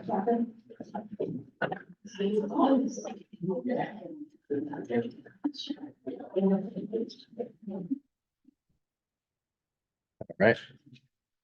Just a couple of other recognitions tonight. I wanted to thank our high school visual arts team. Kathy Zarowski from our maintenance and operations team, Jen Williamson from maintenance and operations, Tony Kuhn, and Christy Kenyon. Our artwork that is now displayed in our boardroom. We have this kind of permanent cork board installed, decorative, and so we'll be able to change out artwork throughout the year and bring forward a lot of student work into our boardroom. So that went up yesterday, and I do want to thank them as well. It's also National School Counseling Week. We have a tremendous group of counselors, both Mercer Youth and Family Services, as well as the counselors in our school district at the middle school and high school. I know how hard they work each and every day to meet the needs of our students. Sometimes they're there just in time, sometimes they're there just in case, but that partnership is tremendous. So we know we always need more counselors than we have, but the ones we have sure make a difference. And I don't know, Asha, Neva, if you want to speak to counselors or YFS counselors or ones you've had over the years. I feel like the counselors are always working. I never see them take a break, and they've been really working on being accessible this year in the high school. They've been at counselor every day, like every day during lunch, and especially Miss Kenyon, she's been working around the clock to help all our seniors. So it's been really great to see their faces a lot more this year in high school. Yeah, we're definitely really appreciative of them, especially with like the course catalog and like we're definitely trying to solve like issues in the high school with like students picking certain classes and then like changing. So like the counselors definitely have a lot of work and we appreciate them so much. And then lastly, tomorrow is International Holocaust Remembrance Day. This is a UN sponsored event that began in 2005. We have a national Holocaust Remembrance Day, and that's in May. That coincides with Jewish Heritage Month. But this is a time when we think back to the atrocities of the Holocaust. And so tomorrow is that Remembrance Day. Coming up in February, we have a lot of great events and things to celebrate as well, but we'll get into that in February. So those are the recognitions. Thank you. Just to add, it's been 111 days that there are still hostages being held from the attack on October 7th. So just to keep that in our mind. Next, we have no public input. Moving on to 4A, full governance process monitoring, board policy 1800 OE6, budgeting, financial planning. This is the level 1 monitoring. So looking for a motion and second, and then we can engage in any discussion after that, that anyone would like.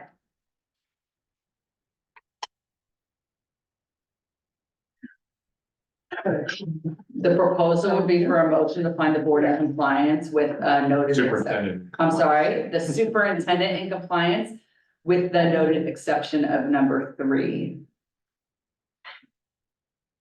So I second. thank you. And then for calling for discussion, in the last couple of years, since our budget reserves have been lower than the board policy dictates, the trend has been to find the superintendent not in compliance of that one particular item. The note on it that we added last year, and thank you, Michelle, for adding that to the agenda, because I was gonna go look for it, and there it was attached to the agenda. States the board recognized, I'm sorry, Here it is. The board recognizes that the superintendent has provided the board with adequate updates and information regarding budget reserves. It was with board endorsement to lower the fund balance. So recognizing the, huge effort that's been made to, get us back up to the board recommended budget, balance reserve. My position is that this is, again, an appropriate, finding. When's the expectation of when we will be at 5% now? We are working very hard. We have to try to make it by the end of this fiscal year, which would be August 31st. We wouldn't, of course, close the books until October and bring that forward and into the final. So that is still our goal. I think there are a couple of things that we know are big rocks ahead of us. One is the legislative session. Two is our bargaining and our open contracts with our labor partners. And then three is just general costs of operation right now. Director Sullivan, turn it over to you too, to just add in, you know, our target is 5%, but lots of things between now and then. I would agree with Dr. Rendell. Our goal is absolutely 5% by year end, August 31st. As we get closer to that, we can fill you in more and more. As the year goes forward with leaves that affect the budget, to maintenance or operations, but we should be able to hit 5% by this end of this year. So we're, I guess, like a relatively high degree of confidence that we'll be at 5%. Yeah, right now, It's absolutely. not Yeah, 5% something close. absolutely. Yep.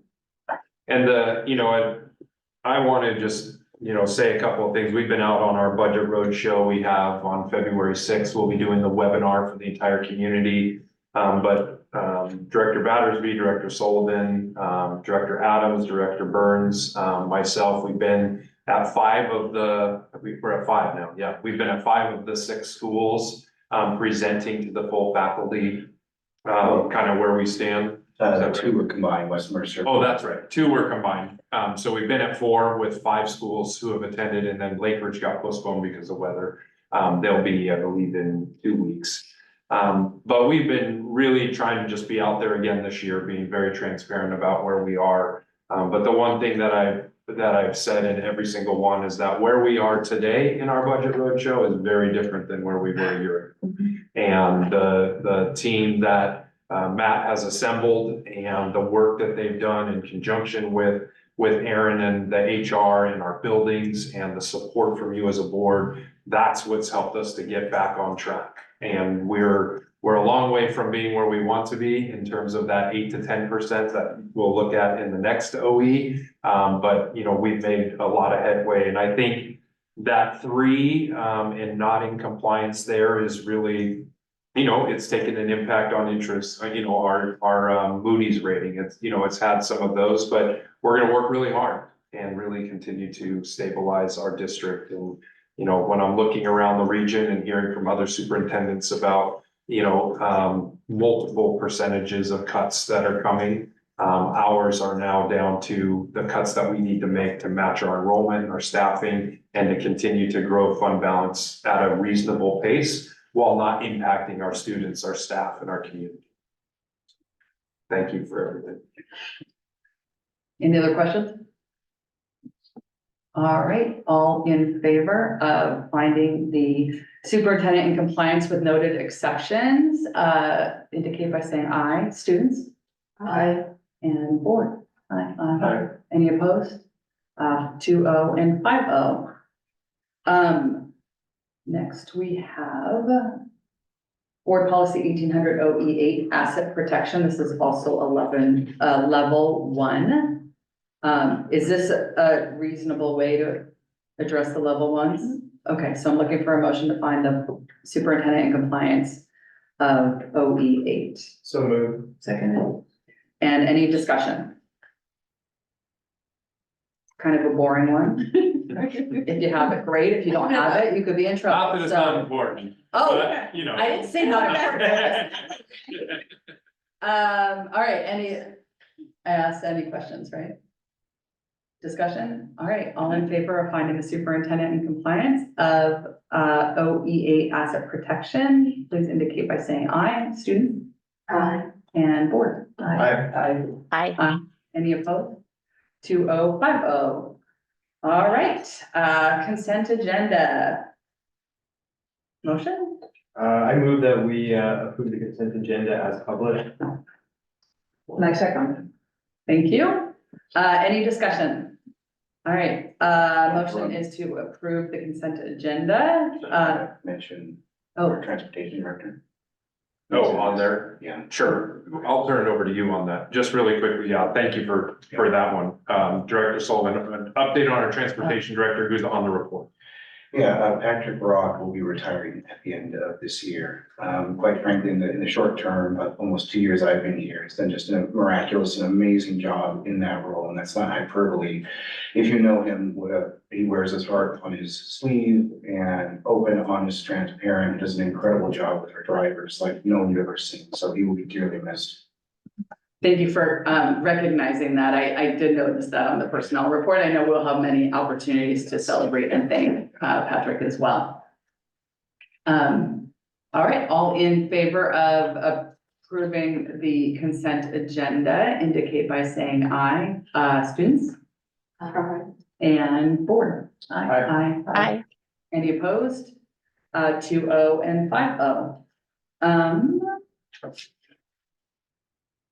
Superintendent announcements. Just looking forward to getting to the high school for the tail end tonight of their future Islander night. First time that they posted this event to try to attract in and retain students and bring some students back. Our elementaries are going to have their tours will be starting back up. The first one's February 8th. And the next one will be April 17th. And then the middle school is working on some things to kind of that Gator for a night / new student orientation. They're working on some things. So really proud and appreciative of our schools of, putting out, it's hard enough to make sure we're meeting the needs and communicating with all the families who are here, but now we're asking ourselves to put ourselves out there for those who might be considering, but it's well worth it. So those are my. Thank you. Legislative report and discussion around advocacy day on the Hill. I'm gonna defer to Fred to talk about the advocacy in the Hill. This. Yeah, sure. Like I said, I will have a short one pager. We'll have, I think, a half hour with Senator Wellman, probably 15 or 20 minutes with Representative Ty and another 15 or 20 minutes, and that's just by ourselves. Hopefully we can weasel into some other opportunities like we did last year where we kind of found another district and had some other chances, but it's going to be an awesome day too for Ava and Asha. Asha, you were down there last year. What are you looking forward to as we head down? I'm just looking forward to figuring out what bills will be on the docket this year and showing Ava what it's like to speak to representatives. So, there are all the bills are still open, nothing's been eliminated. The cutoff deadline is still looming. So when we're down there, it's going to be action packed. Everything's wide open.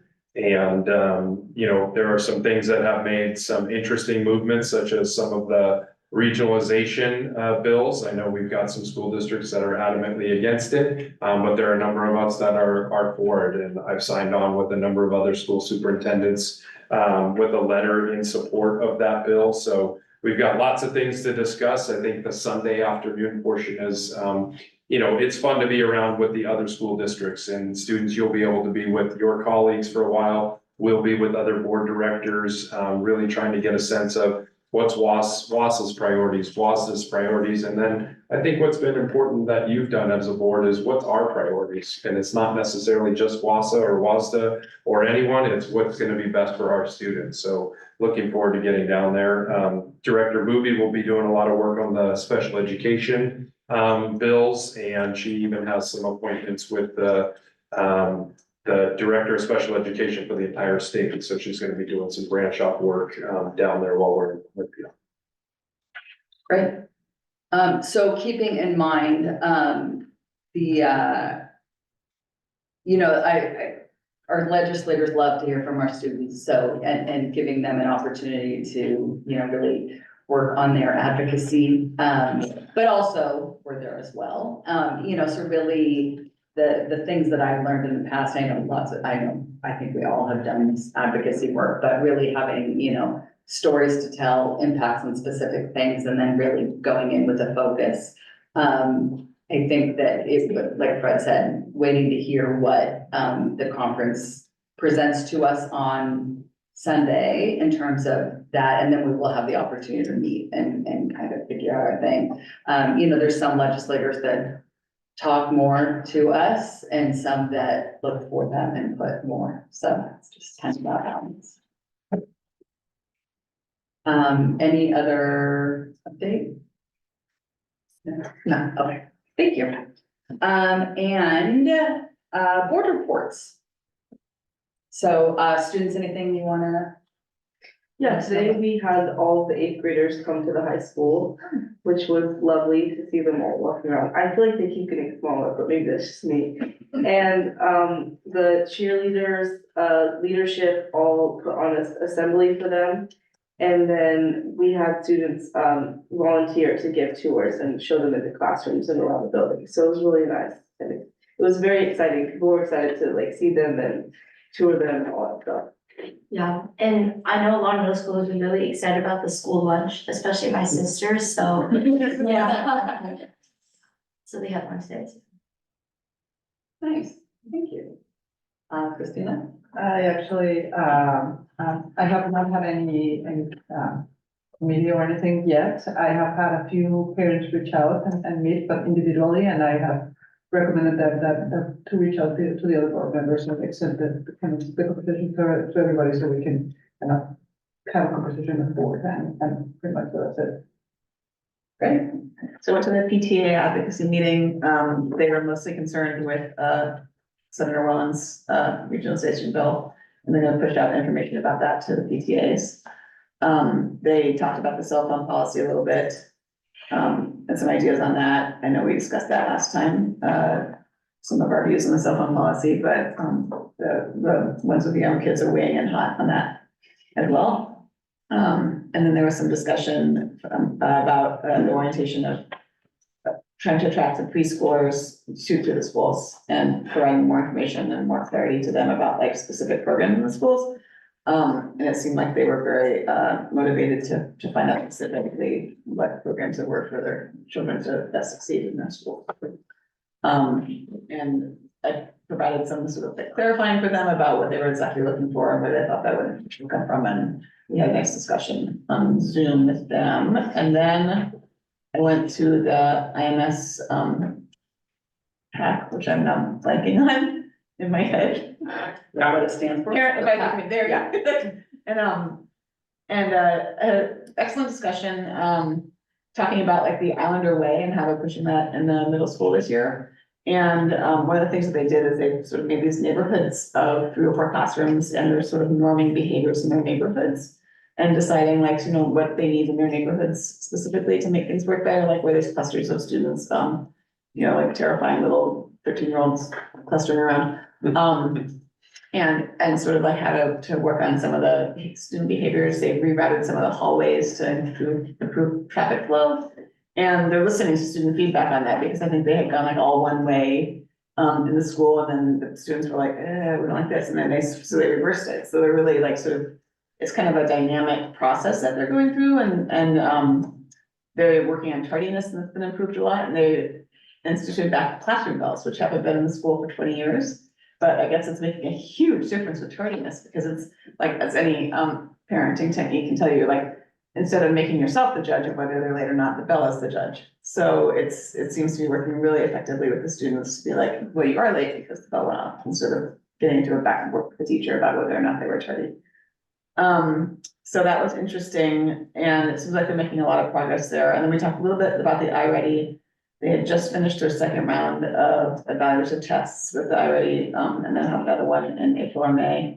And they said they're seeing discernible improvement already with the new curriculum, with the test results. So they're pretty pleased with that, but of course they're waiting for more feedback. It was an interesting meeting. It was nice to be back in the middle school. I hadn't been there for several years, so. Let me see, everyone looks even smaller. I don't know how it happens, but it does. It does. Yeah. Yeah. So my son was an eighth grader and reported back that things went very smoothly from his perspective. That learned a lot, so it seems like it was very well run for the middle schools at the high school, and that, at least from his perspective, it was very successful. Other than that, earlier in the week, there was your community advisory committee. I think one of the things that was interesting that can sometimes be forgotten from like a parent as well as student perspective is using the library as a resource. I mean, the public library for research, and reminding that some of the librarians there have an academic librarian background. And so if like there's any archival or sort of research that is not easily Googleable, which like actually is a lot in terms of going into certain databases, that just to keep in mind that the library is there. And then also learned for the high school, there's a D&D at the library, and also council member Ted Weinberg is a big D&D player as well. So it's not just the middle school. It seems, at least in our community, we overweight, or there's a lot of people that are into D&D. So yeah, that's Why my does that update. not surprise me? That was great. Thank you. I don't have any report for today. Me neither. Oh, sorry. Oh, I'm sorry. I'm skipping. I was like, wait, I'm going back in time. It's okay. The giant head on the wall also has nothing to report. I don't know if this is a good place to insert, but given that 40% of our board are brand new this session, and just in the few weeks that I've been out in the community and with Christina in some instances, I wonder if there's a time that would be a good time for us to sort of like maybe review, or if we don't have them come up with some like board norms. Some questions that have come up in my head and with Christina is that we were at a Lunar New Year event. And we were with other officials who had been elected, and they were all wearing their name tags showing that, and we're wondering, like, when do we represent ourselves as we thought we were, this Lunar New Year event, or when do we represent the board? So just sort of like some norms of like, when are we in public as ourselves? When are we in public as a board? And then maybe, I don't know, just like the most effective way to use our meeting times and our times that we have together to make sure that we're conducting the work that we need to do as a board, in the most efficient way possible. So I don't want to get into it now because I know we want to get to the high school, but I'm wondering if there's going to be a time that maybe we can have these discussions to sort of remind ourselves as a group, but then also to sort of really remind me and Christina, our, 40% of the board is brand new. and we need, it's been a big ramp up, and I think it would be helpful for us to get the knowledge of our more experienced board members, and really tap into that sort of collective knowledge that you guys have.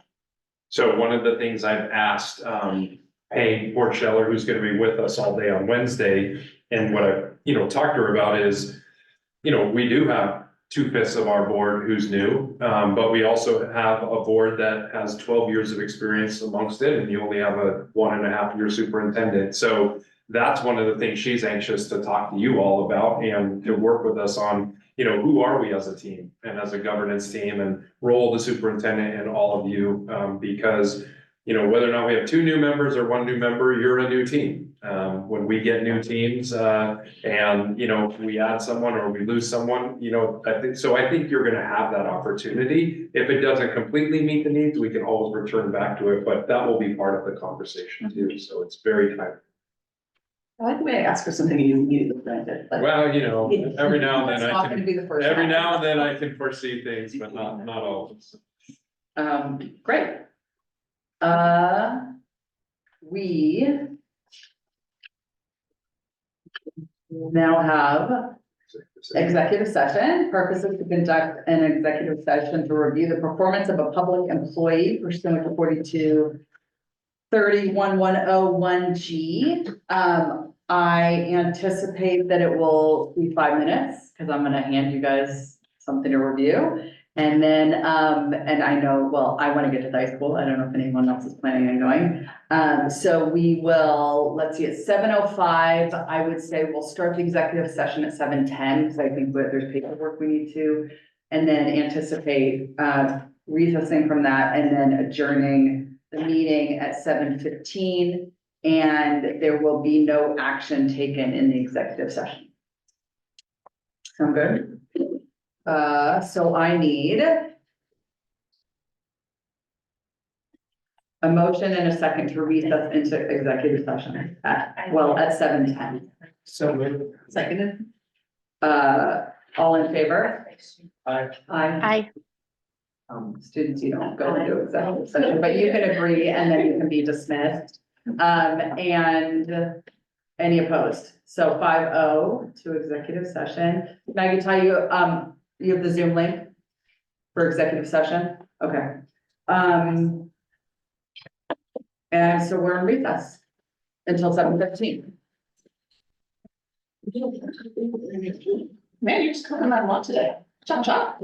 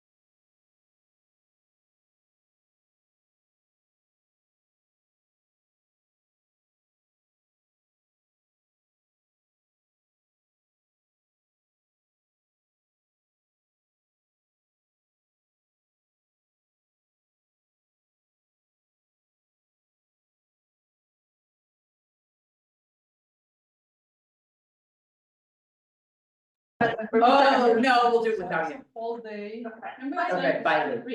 We're back to the We're back to the public meeting. I think you reconvened. Oh, I need a motion and a second to adjourn the executive session at 7:15. Oh, yes, or no? Second.